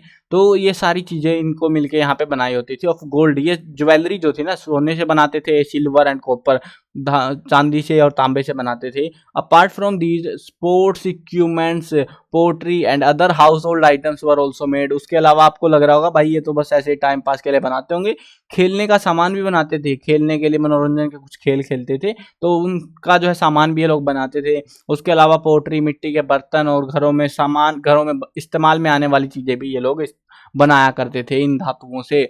अब यहाँ पे जानते हैं पॉलिटिकल लाइफ के बारे में। मतलब हमारी लाइफ यार कितनी बोरिंग है, मतलब वही यार, हर बार इलेक्शन होते हैं, सरपंच बनता है, आगे मंत्री संतरी बनते जाते हैं, और देश को कंट्रोल कर रहे हैं इस तरीके से। बट उस टाइम की अजीब सी बात लगेगी, उस टाइम पे कैसे करते होंगे? मतलब आज से 7000 साल पहले क्या उन लोगों को पता होगा सरपंच बनाना है, प्रधानमंत्री? पहले तो राजाओं वाला सिस्टम था, है ना, तो क्या राजा बनते थे? चलो देखते हैं क्या बनता था क्या नहीं। The area of the Saraswati Sindhu civilisation were very wide, was very wide. ये जो एरिया था सिविलाइजेशन का, काफी ज्यादा वाइड था। The uniformity of the town planning, port tradition, tool making, weight measuring, weights measure, seals, scripts etcetera indicates the existence of an efficient administration.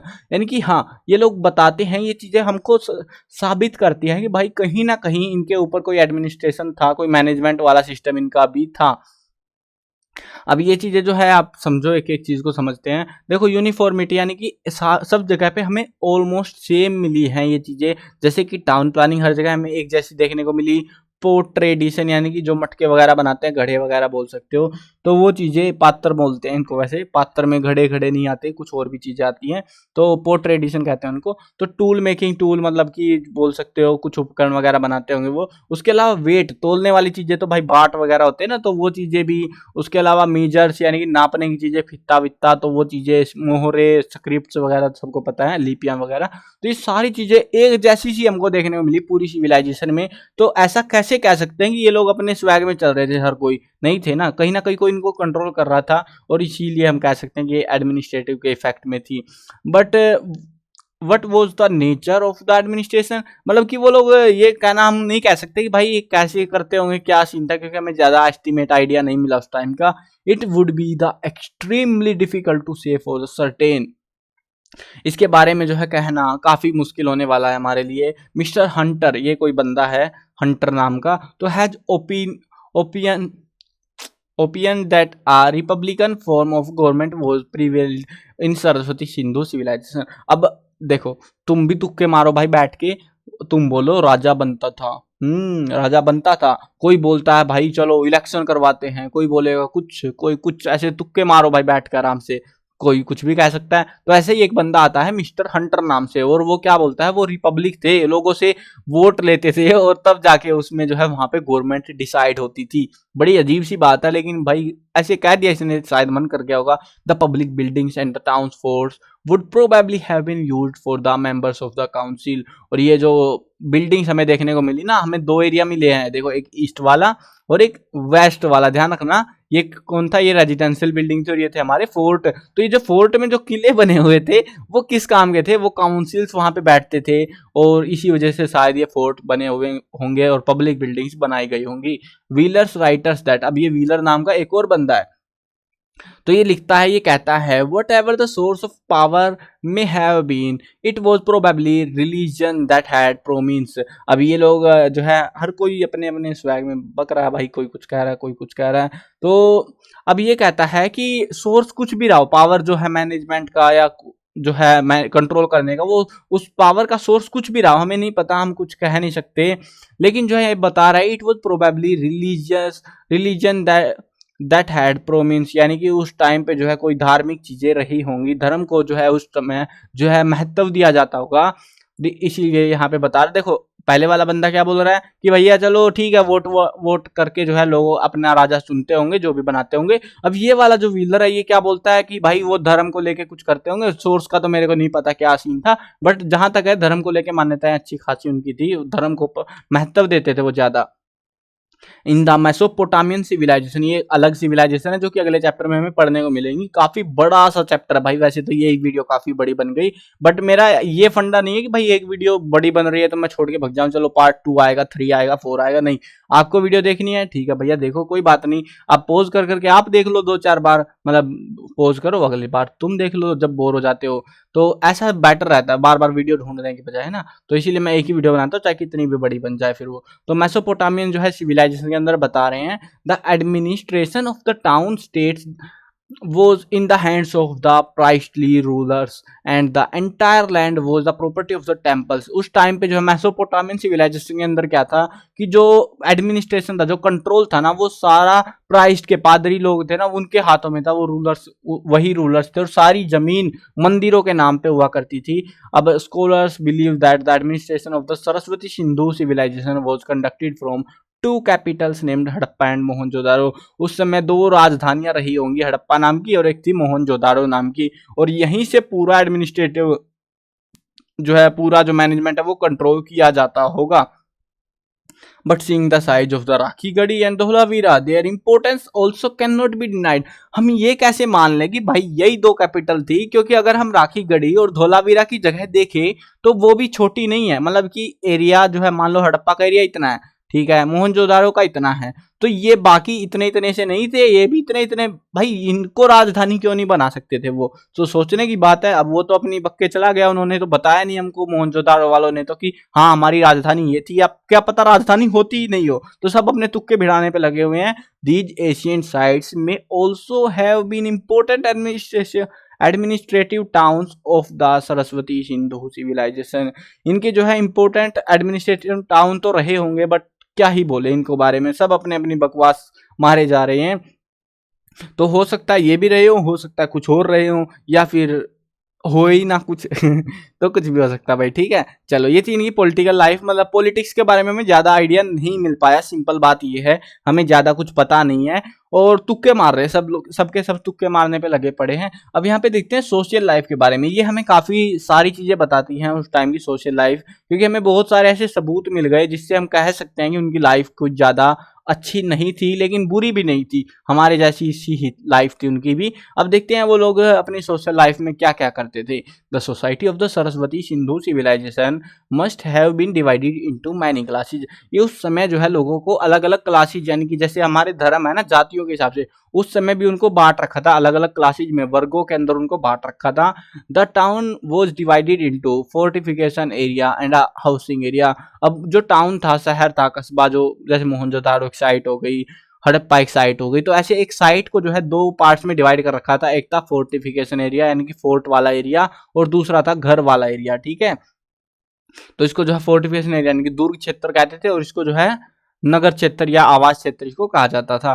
The rich people और the ruling class resident in the town fort. अब जो ruling लोग थे, जो अमीर लोग थे, वो टाउन फोर्ट में रहते थे, मतलब फोर्टिफिकेशन एरिया में रहते थे basically. The fortified area of the Dholavira was divided into two parts. अब यहाँ पे कमाल की बात यह है कि ये जो धोलावीरा की एक साइट है, वहां पे हमको जो है ये फोर्टिफाइड एरिया यानी कि जो किलो वाला एरिया, किले बना रखे हैं जहाँ पे, उस वाले एरिया में को भी दो भागों में देखने को मिला। वहां पे थोड़ी अजीब सी बात लगी। In which the probably the ruling class would have lived in one and important administrative official in the other. हो सकता है कि उन दो में से एक में तो अमीर लोग रहते होंगे और एक में जो है जो मैनेजमेंट वाले लोग हैं वो रहते होंगे, तो कुछ भी हो सकता है भाई। अब अंदाजा लगाए जाते हैं चीजों का। Security and the special facilities taken care of in the fort area. और जो भी सिक्योरिटी वाले काम हैं, स्पेशल फैसिलिटी वगैरह देनी है जनता को, तो वो सारे काम कहाँ से होंगे, फोर्ट एरिया के अंदर ही होंगे, वहीं पे इनका मैनेजमेंट किया जाता होगा। Traders, soldiers, officers, craftsman, labour lived in the residential area. जो बाकी लोग बच गए, जो मजदूर, काम करने वाले, व्यापारी, सैनिक, सब लोग जो है रेजिडेंशियल एरिया के अंदर रहते थे। अब इससे आप एक आइडिया लगाओ, आप इस चीज को समझो कि जो अमीर लोग थे, जिनके पास बहुत पैसा था, बेशुमार दौलत थी, वो लोग, और जो जनता को अपने कंट्रोल में करते थे, मंत्री, राजा, ये लोग जो है किलों में रहते थे, फोर्टिफाइड एरिया में रहते थे, और दूसरे वाले लोग जो बच गए, जो भी कोई बच गए, वो सारे रेजिडेंशियल एरिया में रहा करते थे। People of this class also lived in two separate residential areas in Dholavira. अब यहाँ पे भी हमको जो इस क्लास के अंदर भी दो रेजिडेंशियल एरिया में देखने को मिले धोलावीरा के अंदर।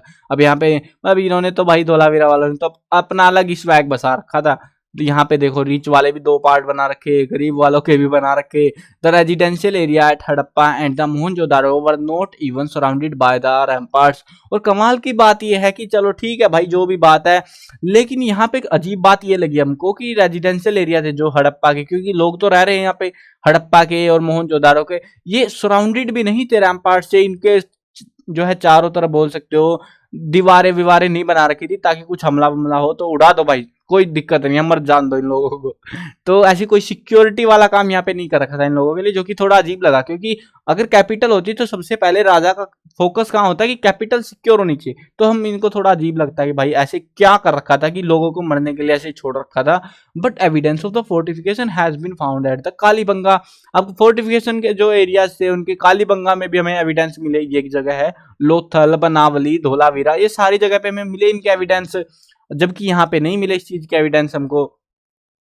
मतलब कि दीवारें, समझो ये बात कि यहाँ पे जो मेजर साइट थी हड़प्पा और मोहनजोदारो की, यहाँ पे दो जगह थी, एक ये एक ये। अब ये वाली तो सेफ थी, सुरक्षित कर रखी थी, ये वाली नहीं कर रखी। लेकिन कुछ एरियाज इनको छोड़ के जो है, इन हड़प्पा, मोहनजोदाड़ो, इनको छोड़ के जो है बाकी जगह कालीबंगा, लोथल, बनावली, धोलावीरा, यहाँ पे तो हमको ये भी ऐसे कवर्ड मिला, सिक्योर्ड मिला, फोर्टिफाइड हमको देखने को मिला। In the society of the Saraswati Sindhu civilisation other important classes were farmers, porters, carpenter, sailor, labour, jeweller and weaver. तो ये जो है सिंधु इस सिविलाइजेशन के अंदर, सोसाइटी के अंदर कुछ और भी इंपॉर्टेंट क्लासेस थी। ये तो देखो आपको पढ़ने से भी समझ आ रहा है कि कौन कौन सी क्लासेस इंपॉर्टेंट थी, जैसे कि फार्मर, किसान, खेती करते थे जो। उसके अलावा पोर्टर्स, जो कुम्हार जिनको बुलाते हैं, जो कि मटके वटके बनाते हैं। कारपेंटर, कारपेंटर जो कि लकड़ी वकड़ी फर्नीचर का काम करते हैं। सेलर्स होते हैं नाविक जो बोट वोट का काम करते हैं। लेबर मजदूर। ज्वेलर जो आभूषण बनाते हैं। और वीवर्स जो कि कपड़े का काम करते हैं। The people of the Saraswati Sindhu civilization were both vegetarian and non-vegetarian। ये दोनों प्रकार के लोग थे, मीट मांस खाते भी थे और नहीं भी खाते थे, मतलब सब प्रकार के लोग वहां पे रहते थे। Their main food was barley, wheat, rice, fruit, vegetables, milk, meat. और मीट के अंदर खासतौर पे specially fish, sheep, goat and pig का मीट शामिल था। अब यहाँ पे जो उनका ये था मेन फूड, यानी कि बार्ले क्या होता है, जौ, जो कि गेहूं के टाइम पे उगता है ना जौ, तो वो खाते थे, गेहूं खाते थे, चावल, फल, सब्जियां, दूध और मांस के नाम पे मछली, भेड़, बकरी और सुअर का मांस ये लोग इस्तेमाल करते थे, खाते पीते थे। Evidence of cooking and grinding food is in an oven and a stone grinder is also found in this excavation.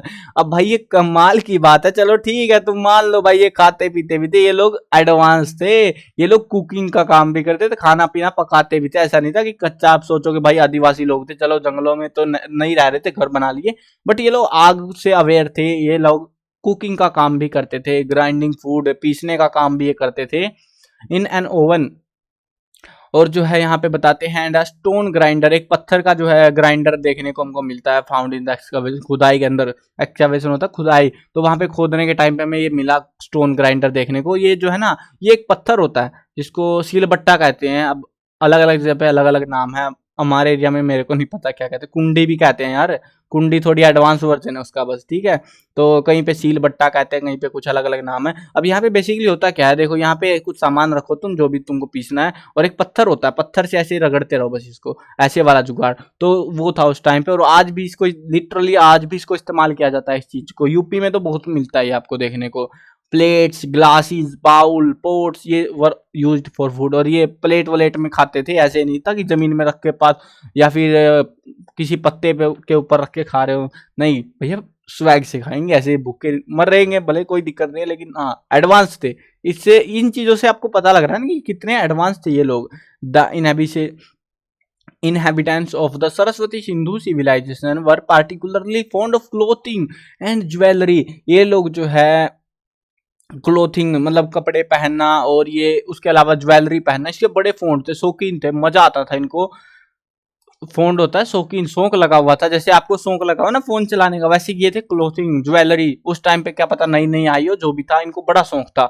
The stone idol found at Mohenjodaro is wearing an ornate soul whose left shoulder is covered and the right one is open। एक soul यहाँ पे मोहनजोदारो के अंदर एक जो है idol मिली है, पत्थर की स्टोन आइडल कह रहे हैं, तो वहां पे हमको मिली है, जो कि आपने देखा भी था स्टार्टिंग में कि एक ब्रोकन वो मतलब फोटो नहीं था मेरे पास में, एक मैन की आइडल मिली थी ना जो टूटी हुई थी, मैं बता रहा था, तो वही आइडल की बात हो रही है। उसने जो है एक सोल ओढ़ी हुई थी और जो उसकी लेफ्ट शोल्डर को तो कवर कर रही थी और राइट शोल्डर उसका ओपन था। The beard is specially groomed, दाढ़ी कटी हुई थी, ऐसे ग्रूम्ड मतलब कि कह सकते हो कि सही तरीके से सजा रखी थी, बोल सकते हो, जहां से कटनी चाहिए वहीं से कट रखी थी, फालतू वैसे रख रखे, पूरा डिजाइन बना रखा था दाढ़ी में भी अच्छे से। And their hair is tied at the back with the lace, और जो उसके बाल थे वो एक फीते से बांध रखे थे पीछे की साइड में। And armlet is tied on the right hand, और एक आर्मलेट बंधा हुआ था, एक फीता जो बाजूबंद होता है, ऐसे फीता सा बांधते थे ना पहले के टाइम पे। आपने महाभारत वाला जो देखे होंगे ना, तो उसमें एक बाजू के ऊपर एक जो है फित्ता सा बांध के रखते हैं, तो वो फित्ते से एक बात हो रही है, तो वो भी उसके हाथ में बंधा हुआ था। Another idol found from there is wearing a transparent garment on the waist, और यहाँ पे जो है दिखा रहे हैं कि एक ट्रांसपेरेंट गारमेंट उन्होंने पहन रखा है। तो इस चीज से आपको जो है देख सकते हो कि मतलब ऐसे जाली वाला जुगाड़ कह सकते हो, जाली वाले कपड़े होते हैं, तो वैसा कुछ उन्होंने पहन रखा था नेक मूर्ति के अंदर, ठीक है। Necklace, armlet, bracelet, rings etcetera were mainly worn as ornaments, और ये सारी चीजें जो भी आभूषण जो नॉर्मली आजकल हम पहनते हैं, तो वो सारे आभूषण उस समय भी पहने जाते थे। बोथ मैन एंड वुमेन वोर jewellery indicating the artist interest of the makers. यहाँ पे जो है उस समय मैन और वुमेन दोनों ज्वेलरी पहनते थे, जबकि आज के टाइम पे वुमेन पहनती है, मैन ने छोड़ दी भाई, वो नहीं पहनते अब। पहले जब महाभारत वाले में देखा होगा ना, कोई हाथों में बांध रहा है, कोई गले में ऐसे सोने की चैने लटकी पड़ी है, बहुत सारे मटके वटके पूरे डिजाइन बने पड़े रहते हैं, तो वो सीन था उस टाइम पे। बट आज के टाइम पे वो प्रचलन नहीं रहा, वुमेन्स भी बहुत कम पहनती है यार, सोना चोरी हो गया, कहीं डकैती पड़ गई तो बेफालतू की लेने के देने पड़ जाएंगे, तो इस चक्कर में नहीं पहनती। चलो देखते हैं। The rich used to wear ornaments made of gold and silver. देखो अमीर और गरीब का फर्क यहाँ देखने को भी मिलता था। जो अमीर लोग थे वो सोने के, चांदी के, सेमी प्रीशियस स्टोन्स, आइवरी, तो इन चीजों के जो है ये लोग पहना करते थे आभूषण। वाइल द पुअर वो ornaments made of clay, bone and the stone. और जो कि गरीब लोग थे वो मिट्टी के, पत्थर के, हड्डियों के, उन चीजों से जो है वो पहना करते थे ऑर्नामेंट्स बना के। मतलब अमीर लोग मेटल्स के पहनते थे और गरीब लोग पत्थर वत्थर लगा देते थे, ऐसे टांग के रखना जरूरी था। लेकिन हाँ, स्वैग तो आना चाहिए भाई, मजा तो आना चाहिए उसमें। The people of the Saraswati Sindhu civilisation had a special interest in hair style. उनको स्पेशल जो है इंटरेस्ट था हेयर स्टाइल करने में, बालों वालों में बहुत मजा आता होगा उनको। They mainly used ivory combs and copper mirrors. वो जो है तांबे का जो है शीशा जो है इस्तेमाल करते थे उस टाइम पे। क्योंकि देखो आज तो हम ग्लास का इस्तेमाल करते हैं ना, जो कांच होता है बेसिकली, तो उस टाइम पे कांच तो होता नहीं था। तो ये लोग कुछ तो चाहिए भाई इनको, तो वो जो है कॉपर से मिरर्स बनाते थे। उसके अलावा आइवरी कोम्स, आइवरी होता है हाथी के दांत, तो उससे जो है हाथी के दांतों से कंगा बनाते थे। पता नहीं कैसे कंगे बनते होंगे, आई डोंट नो, बट जो भी था अजीब से कंगे बनते होंगे। तो ये ऐसे बनाते थे उससे कंगा। Womens also use to apply kajal. Womens जो थी उस टाइम पे काजल, सूरमा एंड द वर्मिलन, तो ये सारी चीजें जो है वुमेन्स भी उस टाइम पे इस्तेमाल करती थी। वर्मिलन होता है सिंदूर वगैरह, ठीक है। The game of chess and the dance were their main means of entertainment. अब भाई सारी जिंदगी ऐसे, तुम सोचोगे यार क्या जिंदगी थी बकवास सी, सारा टाइम आभूषण आभूषणों में घुसे पड़े रहते थे। कुछ करते भी थे कि नहीं करते थे टाइम पास के लिए? तो टाइम पास के लिए वो नाचना गाना हो गया, और उसके अलावा जो है चेस खेलना उनका मतलब पसंदीदा गेम था। चेस खेलते थे उस टाइम पे लोग, आज भी खेलते हैं।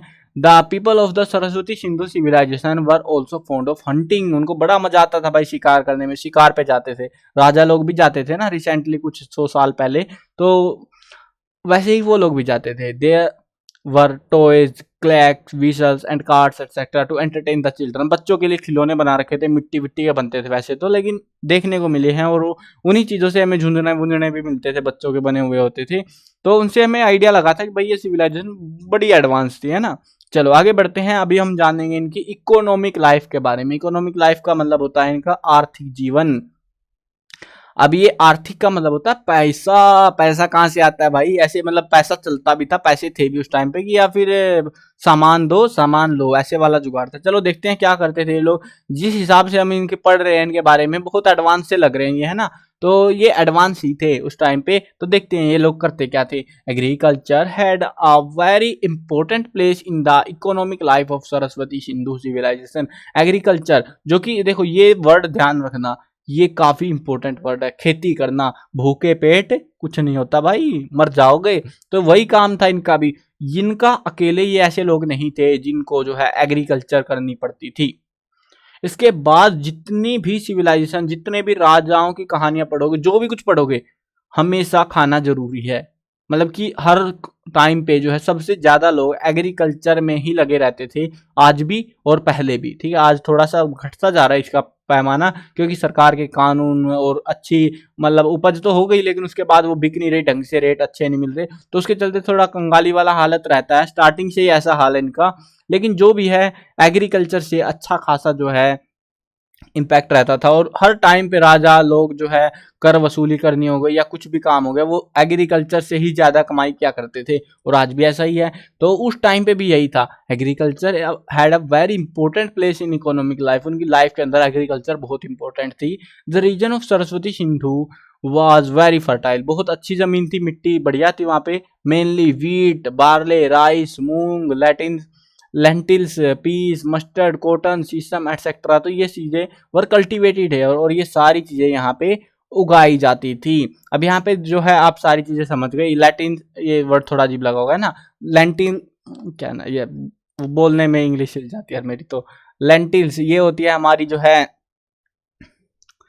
क्या बोलते हैं इसको, हाँ, इसको मसूर की जो दाल होती है वो वाली दाल की बात हो रही है, ये लेंटिल। उसके अलावा जो है पीस तो मटर वटर होती हैं, ठीक है। मस्टर्ड का पता है आपको, सरसों, तो बाकी चीजें तो पता है। ये थोड़ा अजीब सा वर्ड था तो ये बता दिया मैंने आपको। चलो, ये सारी चीजें जो यार बेसिकली जो चीजें हम उगाते हैं ना, हम बेसिकली क्या उगाते हैं, हमको खाने पीने के लिए सबसे पहली प्रायोरिटी क्या रहती है, हम उगाएंगे व्हीट और राइस, है ना। यही दो चीजें चाहिए होती है ना। बार्ले भी उगाते हैं बट ज्यादा नहीं उगाते। तो ये लोग मूंग की दाल हो गई, मस्टर्ड, सरसों वगैरह भी उगाते हैं, तेल वेल छोंक लगाना भाई। तो ये चीजें उगाते हैं, वो भी यही उगाते थे, कॉमन सी चीजें। Specific type of crops, method of planting, उस टाइम पे स्पेसिफिक मेथड भी थे। Planting agriculture equipment, irrigation system etcetera, so the comprehensive development of the agriculture. उस टाइम पे प्लांटेशन होता, मतलब ऐसे पेड़ को उखाड़ के दूसरी, पौधे को उखाड़ के दूसरी जगह लगाना, वो चीजें इस्तेमाल होती थी। एग्रीकल्चर ऐसे नहीं था कि हाथों से बैठ के खोद रहे हैं, उस टाइम पे भी इक्विपमेंट बने हुए थे। इरिगेशन सिस्टम, पानी का, सिंचाई का साधन भी उस टाइम पे हमें देखने को मिला। तो ये सारी चीजें दिखाती हैं कि एग्रीकल्चर के अंदर भी उनकी उस टाइम पे अच्छी खासी डेवलपमेंट हो रखी थी। The stone sickle obtain from the Mehrgarh. Mehrgarh एक जगह है, वहां पर हमको मिली है स्टोन सिकल, एक पत्थर की जो है सिकल मिली है, कुल्हाड़ी, मतलब क्या बोलते हैं उसको, खोदने वाला जुगाड़ यार। तो वो हमें वहां पे देखने को मिली है, जो कि हमें थोड़ा सा अजीब लगा था। दरांती, दरांती बोलते, खोदने का बोल रहा हूँ यार, काटने की चीजें, ठीक है। तो काटने की चीजें जो दरांती होती है ना, सिक्कल उसको बुलाते हैं। तो दरांती वगैरह हमें मेहरगढ़ से मिली है, मतलब फसल को काटते थे, ऐसे हाथों से उखाड़ते नहीं थे। The ploughing field found from the Kalibanga. उसके अलावा जो है जूते हुए खेत, प्लोइंग फील्ड होता है, जूते हुए खेत, जोत रखे हो जो, तो वो हमें कालीबंगा में वहां पे देखने को मिली। And the sample of the plough. अब किसी चीज से तो खोदे होंगे, तो प्लो से खोदे थे, हल जो होता है उससे खोद रखे थे। Obtain from the Banawali also so the high development of the agriculture. और ये चीज हमें दिखाती है कि उस टाइम के लोग कितने एडवांस थे। उनके पास हल था, उनके पास दराती थी, थोड़ी अजीब सी थी दराती, अब बुक में देखना फोटो, मजा आएगा। बट जो भी था उनके पास था, वो ऐसे नहीं था कि ऐसे आंख बंद करके उखाड़ रहे हैं पूरी जान लगा लगा के, तो वो काम वो लोग नहीं करते थे। वो अच्छा सभ्य तरीके से खेती कर रहे थे।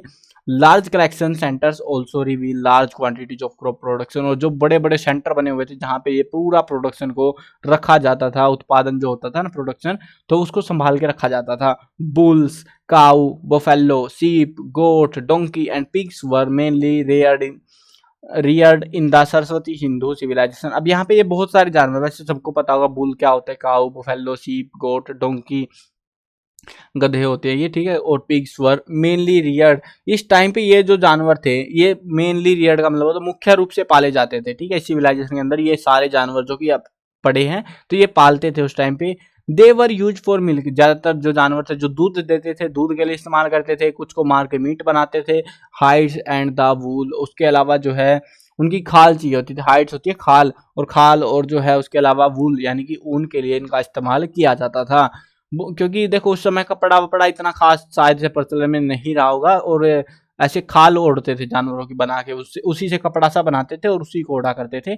तो इसीलिए bullocks were use for agricultural work as well as for transport. और बैलगाड़ी, बुल्लोक्स होता है बैलगाड़ी, तो ये जो है एग्रीकल्चर में तो इस्तेमाल होते थे बैल, उसके अलावा ट्रांसपोर्ट में भी इनका इस्तेमाल किया जाता था।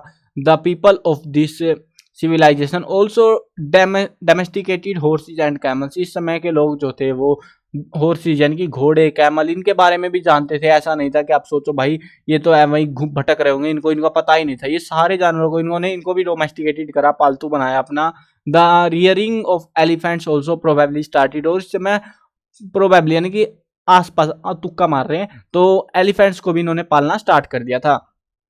Apart from these, the evidence of the wild animals like the wild boar, chinkara, deer, and the large Indian antelope, etc., along with the various type of the waterfowl and the birds has been found। उस समय के हमें जो है और भी बहुत सारी चीजें जो है, जंगली चीजें भी देखने को मिली, जैसे कि यहाँ पे बता रहे हैं वाइल्ड बोर, जंगली सुअर जो होता है उसको, उसके अलावा चिंकारा, हिरण, and the large Indian antelope यानी कि वो जो क्या बोलते हैं हरियाणा में, हाँ नील गाय बुलाते हैं, वैसे तो रोज बुलाते हैं, रोज बुलाते हैं कि खेतों में भाई रोज घुस गया, वो एक वीक में घुसे रहते हैं ना, तो वो जानवर, तो वो सारी चीजों के बारे में उस समय पता हमें चलता है कि हाँ उस समय वो चीजें थी, वो एनिमल्स उस समय भी एग्जिस्ट करते थे, और कुछ पक्षी वगैरह भी।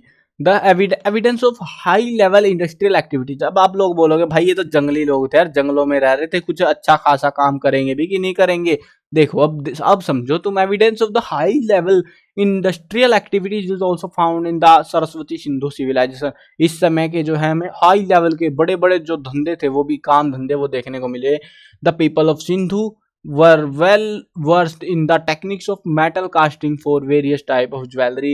ये लोग जो है मेटल कास्टिंग काम करते थे, मतलब धातु को पिघला के ऐसा कुछ बनाना, डिजाइन विजाइन, तो वो चीज़ों का काम करते थे, ज्वेलरी बनाते थे, टूल्स बनाते थे उससे, and implements, and were highly skilful and the proficient in their manufacture. और उसको बनाने में बहुत हाईली स्किल्ड थे वो, ऐसा नहीं था कि ऐसे कोई यारे गहरे घूम रहे थे, एडवांस लोग थे, बहुत सारी चीज़ों का वो निर्माण किया करते थे मेल्ट कर करके। वेरियस टाइप ऑफ ऑर्नामेंट्स, आभूषण वगैरह बनाते थे, were made from the precious stones, कीमती पत्थर जैसे हीरे वीरे हो गए। तो उस समय तो ऐसे फ्री में निकलते थे, कौन सा ऐसे टैक्स लगाना था उनको, तो खोदो और निकाल लो। तो ऐसे जो है प्रीशियस स्टोन से वो बनाते, कंची सेल्स जो है ये शंख वगैरह होते हैं ना, तो वो चीज़ है ये conch shells. Oysters and the ivory, ये जो है सीप, ये भी ऐसा ही कुछ होता है, मतलब ऐसे रेत में देखने को मिला होगा ना आपको, एक ऐसा मतलब एक ऐसा सा स्टोन होता है, ऐसा ऐसा करके, मतलब ऐसा ऐसा करके होता है ना एक, उसमें से एक जानवर सा निकलता है यार, घोंगे टाइप से का। तो वो जानवर वो ऐसे दो होते हैं, ये आपस में चिपके हुए होते हैं, तो वो जुगाड़ वो। उसके अलावा जो है आइवरी, हाथी दांत, इन सारी चीज़ों से मिल मिला के जो है ज्वेलरीज बनाई जाती थी। Evidence of the carnelian from the Rakhi Garhi and Bhirrana fine fines from the Tigrana and the state, क्या वर्डिंग्स यूज हो रही है भाई, खतरनाक, steatite workshop from the Manheru has been has been found. तो ये जो चीज़ें हैं, मतलब अब क्या बोलेंगे हम इसको, है ना। देखो यहाँ पे बता रहे हैं कोई जगह है, हमें मतलब थोड़े नाम अजीब अजीब से क्या करें अब इनका। तो यहाँ पे हमको जो है कार्नेलिन के जो है, कार्नेलियन एक कुछ होगा, मेरे को नहीं पता क्या चीज़ है, बट हाँ इसके जो है हमें एविडेंस मिले है राखी गढ़ी से और भी भीड़ आना से। क्योंकि देखो जगह हमें मेन मेन सी जगह के नाम आदत सी हो गई उनको पढ़ने की, तो वो ऐसा नहीं था कि सिर्फ यहीं पे मिला था, और भी बहुत सारी जगह थी। तो ये उन्हीं जगह की बात कर रहे हैं यहाँ पे, राखी गढ़ी और भीड़ाना से जो है हमें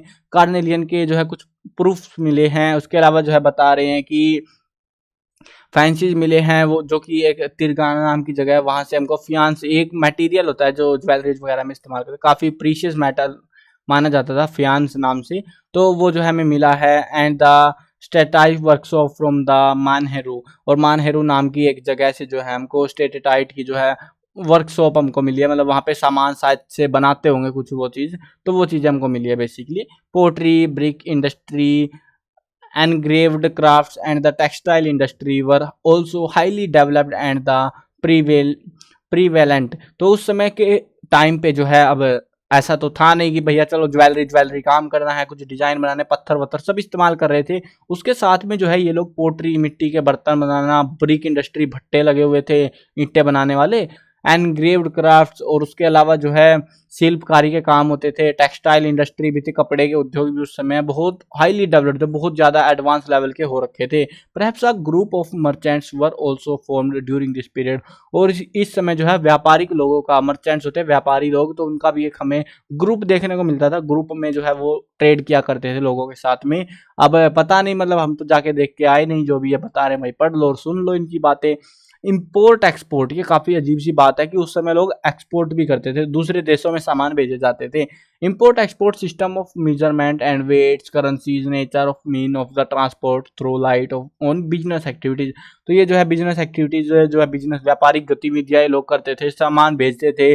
अब ये थोड़ा सा अजीब है कि वो लोग नाप तोल कर सामान भी भेजते थे, नापते तोलते कैसे होंगे, पैसा कैसे लेते होंगे, क्या करते होंगे। At the time metal and semi precious stones were imported and local goods were exported. उस समय जो है लोकल गुड्स जो बनते थे वहाँ पे वो एक्सपोर्ट किए जाते थे, और प्रीशियस मेटल्स हो गई या सेमी प्रीशियस स्टोन्स हो गए, वो चीज़ें बाहर से मंगाई भी जाती थी। अब यहाँ पे जो है कुछ चीज़ों के नाम आएंगे, तो वो ध्यान रखना, ये पैरा इंपॉर्टेंट आपके एग्जाम के पॉइंट ऑफ व्यू से। Domestic and foreign trade took place both by land and by sea. वो जमीन से भी और साथ में समंदर से, दोनों चीज़ों से ट्रेड किया करते थे। Trade through the land route was done by the bullock carts. वो बैलगाड़ी से होते थे ट्रेड, क्योंकि भाई जमीन पे और तो कुछ साधन था नहीं उनके पास में। Evidence of the sea route is found from the boat inscribed on the seal. obtained from the Mohenjo-daro and the clay toy boat found from the Lothal। अब देखो यहाँ पे दो चीजें हमको बता रखी हैं, एक तो evidence of the sea route, समुद्री रास्ते के बारे में हमें पता लगा, एक boat inscribed with the seal obtain, वहाँ पे सील वगैरह में छपा हुआ था कि ऐसा कुछ जुगाड़ था वहाँ पे मोहनजोदारो से प्राप्त हुई जो चीज। एंड द क्ले टॉय, एक मिट्टी का बना हुआ एक पत्थर वो खिलौना हमको मिला है जो कि बोट थी और जो कि लोथल से हमको मिला है। तो इससे हम कह सकते हैं कि वहाँ पे बोट वोट बनती होंगी। देखो ऐसा तो है नहीं कि खिलौना कुछ भी बना देंगे, तो खिलौने उस समय भी आज भी ऐसे ही बनाते हैं जो कि हमें अपने अराउंड देखने को मिलते हैं। Mesopotamian record so that they had traded relations with the Meluha Saraswati Sindhu civilisation, यानी कि जो है उस समय जो है मेलुहा नाम से जाने जाते थे। तो ये लोग जो है मेसोपोटामियन एक सिविलाइजेशन थी, जो लोग थे जिन्होंने इसको डिस्कवर करा, वो बोल रहे थे इससे पुरानी आज तक सभ्यता नहीं मिली। तो ये जो लोग थे ये इसी सिविलाइजेशन मेलुहा के साथ में ट्रेड करते, और मेलुहा कौन थी? सरस्वती सिंधु सिविलाइजेशन, समझ गए? मतलब इसीलिए कह रहे हैं कि ये उसी के टाइम की थी। भाई तुम ऐसे बकवास मत मारो कि तुम्हारी पुरानी है। Evidence of port has also been found from Lothal. उसके अलावा जो है पोर्ट्स के, जो समुद्र के किनारे बेसिकली जहाँ से आना जाना होता है, तो वो पोर्ट वहाँ पे बना हुआ मिला हमको, कहाँ पे? लोथल में। तो इतनी सारी चीजें यार हमको मिल गई, तो इससे आइडिया लगा यार कितने खतरनाक लोग रहे होंगे। इतने एडवांस तो हम भी नहीं, हमें भी शक हो रहा है हम एडवांस है भी कि नहीं। A large amount of weight and scales has been found in the excavation। खुदाई के दौरान जो है हमको बड़े बड़े वेट मिले हैं, मतलब ऐसे तो था नहीं पहले। मतलब ये देखो तुम 2 किलो सामान चाहिए, ठीक है भैया 2 किलो का बट्टा तुम बाट उठा लाए, 5 किलो चाहिए 10 किलो, लेकिन क्या हो अगर तुमको एक्सपोर्ट करना है 1000 किलो, तो तुम 2-2 किलो से थोड़ी ना तोलोगे, आ जाओ 100 किलो के बाट उठा लाओ। तो ऐसे इतने भारी भारी वेट पे हमें देखने को मिला, बड़े बड़े वेट, बहुत बड़े बड़े, और बड़े बड़े स्केल भी हमको देखने को मिले उस टाइम पे। The unit of weight was in the ratio of 16। उस समय जो है 16 के रेशो में जो उनका वेट बना होता था। अब मेरे को नहीं पता कैसे बनाते थे, बट जो भी था। Oyster scales from the Mohenjo-daro and ivory scale from the Lothal has also been found। अब यहाँ पे बता रहे हैं कि हमको जो है यहाँ पे कुछ जो है स्केल्स मिले हैं, जैसे कि यहाँ पे ओइस्टर स्केल यानी कि सीप होती है एनिमल से टाइप का, तो उससे जो है वो जो स्केल है वो हमें मोहनजोदाड़ो से मिला है। आइवरी स्केल यानी कि हाथी दांत से बना हुआ जो स्केल है वो हमको लोथल में मिला। पता नहीं यार कैसे बनाते थे, हाथी के दांत से स्केल बना रहे थे। चलो लास्ट जो है, I think so last topic है हमारा, वो है हमारी रिलीजियस लाइफ। अब आजकल हम कितने सारे देवी देवताओं की पूजा करते हैं, क्या उस समय लोग देवताओं को मानते भी थे या फिर ऐसे ही बस अपना काम धंधे में लगे हुए थे? चलो जानते हैं। The most distinctive aspect of the Saraswati Sindhu civilisation was its religion. सबसे अजीब सी बात है ना जो, वो यही है कि इनका रिलीजन के बारे में। whose many elephants continued in the later Indian society।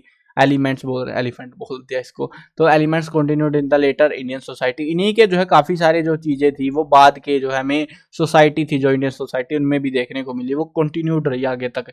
The people use to worship the mother goddess. वो जो है भगवान मदर गोडेस, मातृशक्ति जिसको कहते हैं, मतलब उसकी पूजा ये करते थे। The evidence of which is found in the terracotta figurines. तो यहाँ पे जो है हमको यहाँ इसका जो है प्रूफ देखने को मिला है, कुछ फिगर्स वगैरह में, मूर्तियों में, कई सारी जगहों पे हमें देखने को मिला कि वो मातृशक्ति की, मदर गॉडेस की पूजा करते थे। The seals also have female figurines on them. और फीमेल की जो है फिगर्स, मतलब फोटो फिगरिन्स होता है, फोटो वगैरह, तो वहाँ पे जो है वो आकृतियां फीमेल्स की वहाँ पे बनी हुई थी सील्स के ऊपर भी। Some of the terracotta figurines of the mother goddess has traces of smut. तो उस समय जो है उसके अलावा जो है हमें कुछ स्मट होता है धुआं, तो धुआं के निशान भी मिले, शायद अगरबत्ती लगाते होंगे भाई वो लोग, तो वहाँ पे उसमें भी क्या, किसके आगे? मदर गॉडेस के आगे। There is possibility that some object may have been burned for worship in the front of these figurines. तो यहाँ पे जो है ये मूर्तियां थी, जो ये जो उनकी मातृ देवी मदर गॉडेस थी, उसके सामने शायद से वो कुछ जलाते होंगे। देखो has been burned for worship, पूजा करने के लिए वो जलाते होंगे। In this civilisation the worship of the mother goddess was prevalent in the form of worship of the goddess of the animal and the plant world। उसके अलावा जो है ऐसा नहीं था कि वो सिर्फ इसी की थी, इसके अलावा भी बहुत सारी चीज़ों के रूप में वो प्रचलित थी मदर गॉडेस, यानी कि वो एनिमल्स, प्लांट्स के रूप में वो प्रचलित थी उस टाइम पे। तो वो हमें कहीं ना कहीं इन चीज़ों से आइडिया मिला है। सबसे इंपॉर्टेंट तो हमारा ये वाला पशुपति शिव वाली एक हमें स्टैचू मिली है, मतलब कि बोल सकते हो शिवलिंग हमको मिल गया यार बेसिकली। चलो देखते हैं क्या सीन है। Pashupati Shiva is found in the antiquities of Saraswati Sindhu civilisation. इस सिविलाइजेशन के अंदर हमको ये देखने को मिला अ सील ऑब्टेन फ्रॉम, एक मोहर मिली है मोहनजोदारो से, डेपिक्ट अ थ्री हेडेड। उस सील के ऊपर जो कुछ छपा हुआ वो बता रहे हैं यहाँ पे सारा कुछ। तो उस सील के ऊपर क्या है, डेपिक्टेड अ थ्री हेडेड मैन, तीन सिर है उस आदमी के, with a horn seated in yoga posture, yoga के पोस्चर में बैठा हुआ है, और उसके सींग भी है। ऑन आ थ्रोन, और एक सिंहासन के ऊपर बैठा हुआ है, वो थ्रोन होता है सिंहासन। The elephants and the tiger are shown on the right side, एक एलिफेंट और एक टाइगर वहां पे राइट साइड में उसके शो किया गया, दिखाया गया है। Thiel rhinoceros and the buffalo, एक राइनासोर, और जो है थेल राइनासोर होता है एक सींग वाला होता है आई थिंक, तो ये कि एक सींग वाला जो राइनासोर होता है, तो शायद हाँ गैंडा ही होता है, राइनासोर गैंडा जिसको बुलाते हैं हिंदी में। तो एक गैंडा जो है यहाँ पे दिखा रखा है rhinoceros, and the buffalo are shown on the left, और एक लेफ्ट साइड में जो है राइनासोर दिखाया गया है। Two deers are shown standing under the throne, और दो जो है हिरण स्टैंडिंग अंडर द थ्रोन, एक सिंहासन के नीचे जो है खड़े हुए दिखाए गए। एक सील के अंदर भाई इतनी डिस्क्रिप्शन दे रखे यार, क्या ही मजाक है ये। तो this figurines is of the Pashupati Shiva, ये जो मूर्ति सी बना रखी है ये पशुपति शिव की मूर्ति है। Shivling was also worshipped during this civilisation, shivling की भी उस टाइम पे पूजा करते थे, जो कि थोड़ा अजीब है भाई, इस टाइम इतने प्राचीन है हमारे भगवान शिव, तो भगवान शिव के नाम पे लाइक कर देना। चलो, there is also evidence of animal worship and tree worship in the Saraswati Hindu civilisation. तो यहाँ पे हमें कुछ एनिमल्स के पूजा के सबूत भी हमें मिले हैं, कुछ पेड़ों की पूजा भी ये लोग करते थे। मेनली वन हॉर्न एनिमल, एक सींग वाले जानवर था कोई, बुल, स्नेक, पीपल ट्री, ऐसे कुछ चीजों की ये लोग पूजा करते थे। वर्शिप्ड। अब ये जो है ना उस टाइम की एक अजीब सी बात बताता हूँ आपको, उस टाइम पे वो सारी चीजों की पूजा होती थी ज्यादातर सिविलाइजेशन के अंदर, जो कि हम नेक्स्ट चैप्टर में पढ़ेंगे पूजा वूजा के बारे में, कौन क्या पूजा करता था। लेकिन एस्टिमेटेडली बता रहा हूँ, एक आइडिया दे रहा हूँ कि उस टाइम पे लोग उसी चीज की पूजा करते जो उनके काम आती थी। अब पता नहीं क्या सीन था, अब ये थोड़े से अलग थे अपने वालों की परंपराएं थोड़ी अलग थी, वो लोग ऐसे जानवरों की पूजा कर रहे थे जो उनके शायद काम आते ही नहीं थे। तो बुल्स तो आते थे, बाकी नहीं आते, पीपल कुछ काम नहीं आता उनके, स्नेक काम नहीं आ रहे थे, वन हॉर्न एनिमल कुछ काम नहीं आ रहे थे, लेकिन उनकी पूजा वो किया करते थे। Yoga has also been important among the people here, और उस टाइम पे लोग योगा भी करते थे। That's great. One seal found at Mohenjo-daro depict a man in Padmasan posture, and another seal shows the half-open eye in the yogi focused on the tip of the nostrils। और यहाँ पे जो है ये थोड़ी सी नहीं, बहुत अजीब बात है कि उस टाइम पे लोग योगा कर रहे थे। हमें कुछ मोहरें मिली है मोहनजोदाड़ो से, और जो कि हमें डेपिक्ट कर रही है, दिखा रही हैं कि भाई ये लोग कुछ मुद्रा के अंदर, कुछ पोस्टर के अंदर बैठे हुए थे, जैसे कि पद्मासन की एक मूर्ति मिली है। अब ये जो है ना पहले की जो बुक्स थी 2000 मतलब एनसीईआरटी की जो बुक्स थी उनके अंदर नहीं मिलेगा, क्योंकि उस टाइम तक हमें ये नहीं मिला था, ये रिसेंटली मिला है। सो इस बुक में अपडेट किया गया इस चीज को। तो यहाँ पे हमें कुछ मूर्तियां योगा वोगा के सबूत मिले हैं। एक है हाफ ओपन आई, आधी आंख खुली हुई है वो, और योगी पोस्टर में ऐसे कुछ करके बैठा हुआ है वो। In this way the practical aspect of the yoga is found on the seals, यानी कि यहाँ पे जो है हमें उल्लेख मिलता है चीजों उनके बारे में जानने को मिलता है कि योगा वोगा वो लोग करते थे। The swastika symbol is also found on a few seals of this civilization, और स्वास्तिक का चिन्ह भी हमें यहाँ पे देखने को मिला। ये वाला चिन्ह की बात हो रही है, ये वाला होता है ना हम बनाते हैं जनरली, तो ऐसा कुछ होता ही है। तो ऐसा जो सिंबल है वो भी हमें देखने को मिला, ये ऐसे और ये ऐसे भी होता है शायद कई बार, तो ये वाला ऐसा सिंबल भी हमें देखने को मिला। Three methods of the funeral rites were prevailed in the Saraswati Hindu civilisation. अब यहाँ पे जो है अंतिम संस्कार की फ्यूनरल राइट्स होते हैं, अंतिम संस्कार जब करते हैं, मर जाता है कोई बंदा, तो यहाँ पे तीन जो है टेक्निक्स जो है उस समय प्रचलित में थी। पहला था कंप्लीट ब्यूरियल, पूरा जला दो उसको, पार्शियल ब्यूरियल, आधा जला दो, और तीसरा था क्रीमेटेशन, यानी कि उसका शरीर का दाह संस्कार करना है, वो भी सेम साइड है, मतलब उसको जला के ही मारना है, मतलब खत्म करना है। चलो आगे बढ़ते हैं। The mausoleum areas were outside the town, ये जो कब्रों का क्षेत्र था ना, तो ये समाधि वगैरह का जो भी दफन करते होंगे या जो भी चीजें थी, वो सारे जो एरियाज थे वो शहर से बाहर बनाए जाते थे। The evidence of which has been found from the Farmana एक जगह है, तो वहां पे Rakhi Garhi and the other archaeological sites, और कई सारी साइटों पे हमें यही चीज देखने को मिली कि शहरों के अंदर लोगों को नहीं दफनाया जाता। जब लोग कोई मर जाते, जलाना हो गया या दफनाना हो गया, वो सारे के सारे शहर से बाहर ले जाके किए जाते थे काम। The heads of the dead bodies were usually placed towards the north, उनका जो सिर था, जो डेड बॉडीज का जो दफनाए जाते थे, उनके जो सिर थे वो नॉर्थ साइड में रखे जाते, और फीट जो है टुवर्ड्स द साउथ, और जो पैर थे वो साउथ की साइड में कर दिए जाते थे। वैसे दूसरी साइड कैसे कर लेंगे यार, अगर हमारा सिर इधर की साइड है तो पैर इधर ही आएंगे। ऐसा तो है नहीं कि हमारा सिर इधर है और पैर जो है इधर की साइड ऐसे करके ऐसे तोड़ के रख दिए, ऐसे नहीं होता ना, तो सीधा ही लेटाएंगे उसको। तो ऐसे ही जाएंगे वो नॉर्थ में और साउथ में। Pottery, jewellery, tools etcetera were keeped with the skeleton, और शरीर के साथ में, हड्डियों के साथ में उसके कुछ मिट्टी के घड़े, कुछ आभूषण वगैरह भी उसके साथ रखे जाते, ताकि वो स्वर्ग में जाके उनका फायदा उठा सके। अब लेकिन सारी बातें तो समझ आ रही है भाई कि मतलब ये सिविलाइजेशन इतनी एडवांस थी, घर भी इतने बढ़िया बनाते थे, योगा वोगा, फिट रहना, सब कुछ, ये सारे काम धंधे यार ये करते थे। लेकिन कोज कारण क्या रहा डिक्लाइन होने का, इनकी बर्बादी का कारण क्या? डिक्लाइन होता है पतन होने का, तो बर्बाद हो गई ये लोग, सिविलाइजेशन खत्म हो गई, तो इसके पीछे का कारण क्या था? वो थोड़ा सा अजीब लगा कि यार मतलब इतनी बढ़िया मस्त जिंदगी चल रही थी, अब ये वही बात होगी जैसे हम लोग एडवांस हो चुके हैं और एकदम से पता लगे हमारी सिविलाइजेशन, हम लोग गायब हो गए एकदम से। तो ये थोड़ा अजीब लगता है कि कैसे हो गए, मतलब देखते हैं कैसे ये लोग कैसे गायब हो गए। तुक्के बिठाएंगे भाई, ऐसा नहीं किसी कोई देख के नहीं आया कि कैसे गायब हुए, तुक्के मारेंगे सबके सब, ठीक है। चलो हम भी मारने चलते हैं तुक्के इनके साथ में।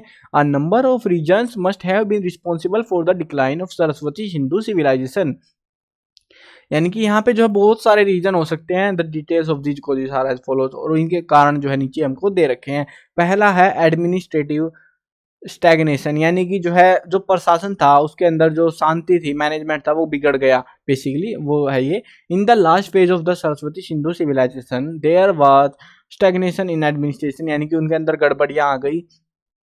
As a result the size of the settlement वो shrinked and the cleanliness decreased, सफाई साफ सफाई पे कोई ध्यान नहीं रहा, और जो है सेटलमेंट, उनकी जो मैनेजमेंट थी, बस्तियां, वो छोटी होती चली गई, श्रिंक हो गई वो चीजें, और इसके चलते पंगा हो गया सारा। There were the encroachment encroachment on the street and alley, उसके अलावा जो है यहाँ पे इसकी वजह से कमियां आने लगी, मतलब भीड़ भड़ाका बहुत ज्यादा हो गया यहाँ पे, मतलब ऐसे होता है जैसे दिल्ली में हो रखा है वैसा हाल हो गया होगा इनका।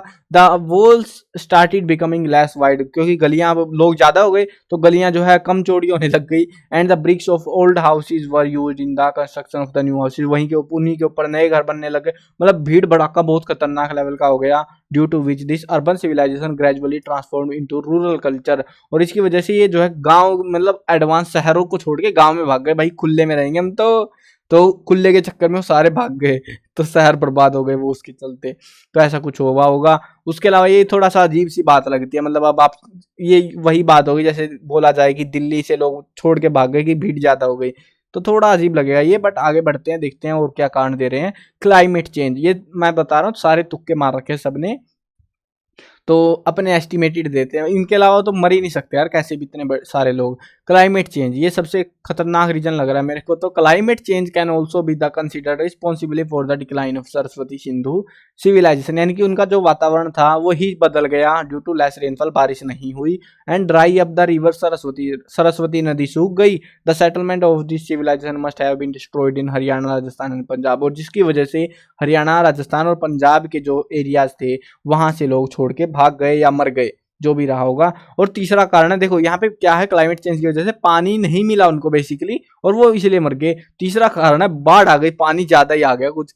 Evidence of flood has been found from the excavation of the Mohenjodaro, Mohenjodaro में जब खुदाई हुई थी तो उस समय हमें फ्लड के कुछ एविडेंस देखने को मिले थे। चहुंदड़ो से भी, लोथल, भगत राव, ऐसी कुछ जगह थी जहां पे हमें ये सारे एविडेंस देखने को मिले। It is speculated that flood must have played a role in the decline of this civilization, यानी कि ये हो सकता है कि बाढ़ की वजह से लोगों को बहा के ले गई, वो सारे के सारे शहर को उजाड़ते हुए चली गई, हो सकता है वो। बट अजीब लगता है ये भी यार, ऐसे नहीं हो सकता ना, मतलब इतने एडवांस लोग थे, दीवारें बना रखी थी, तो दीवारों ने पानी नहीं रोका होगा कुछ। चलो आगे बढ़ते हैं। डिक्रीज इन फॉरेन ट्रेड, ये थोड़ा बहुत ही अजीब है भाई। Due to the decrease of the foreign trade of Saraswati Sindhu civilization the economic structure began to weaken, उनका जो इकोनॉमिक स्ट्रक्चर था, आर्थिक ढांचा था, वो कमजोर हो गया। Due to which the demand for local production begin to increase in place of valuable goods, वहां पे लोकल सामान की डिमांड बढ़ने लगी और वैल्यूएबल चीजों की बिक्री कम हो गई। And the standing of the living of the people declined drastically, और जिसकी वजह से क्या हुआ, लोग गरीब हो गए और वो जो है उनका लिविंग स्टैंडर्ड बहुत ज्यादा हद तक नीचे गिर गया। Which become the main reason for the decline of this civilization, हो सकता है ये बड़ा रीजन रहा हो गरीबी आने का, और कंगाली में कुछ नहीं होता।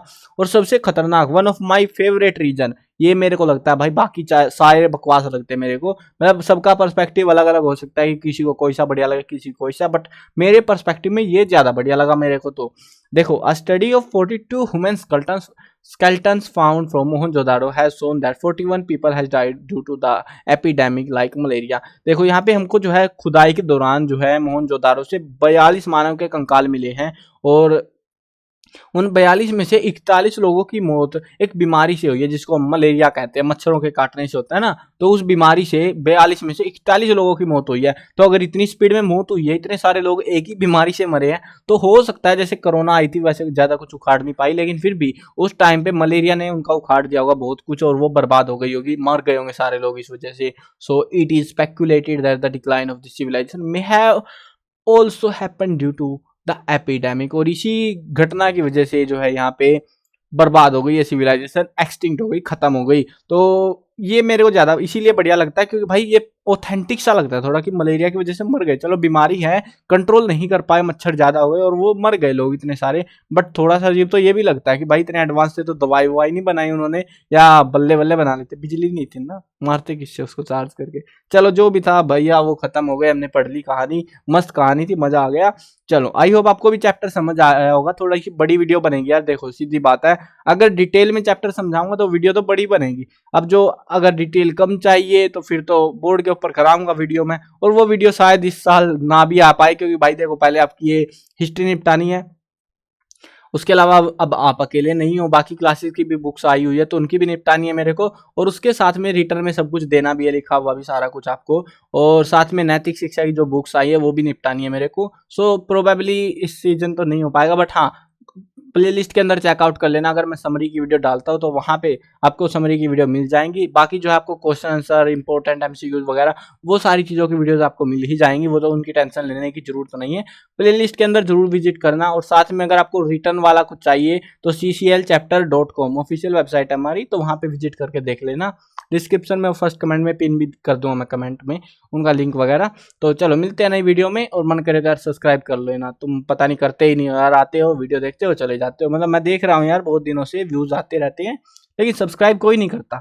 तो सब्सक्राइब भी कर दिया करो यार, इतनी मेहनत कर रहा हूँ मैं, एक ही फ्लो में वीडियो बनाई है आपके लिए, ताकि बार बार आपको देखनी ना पड़े, मतलब ऐसे भटकना ना पड़े कि भाई पार्ट 2 कहाँ चला गया सर का।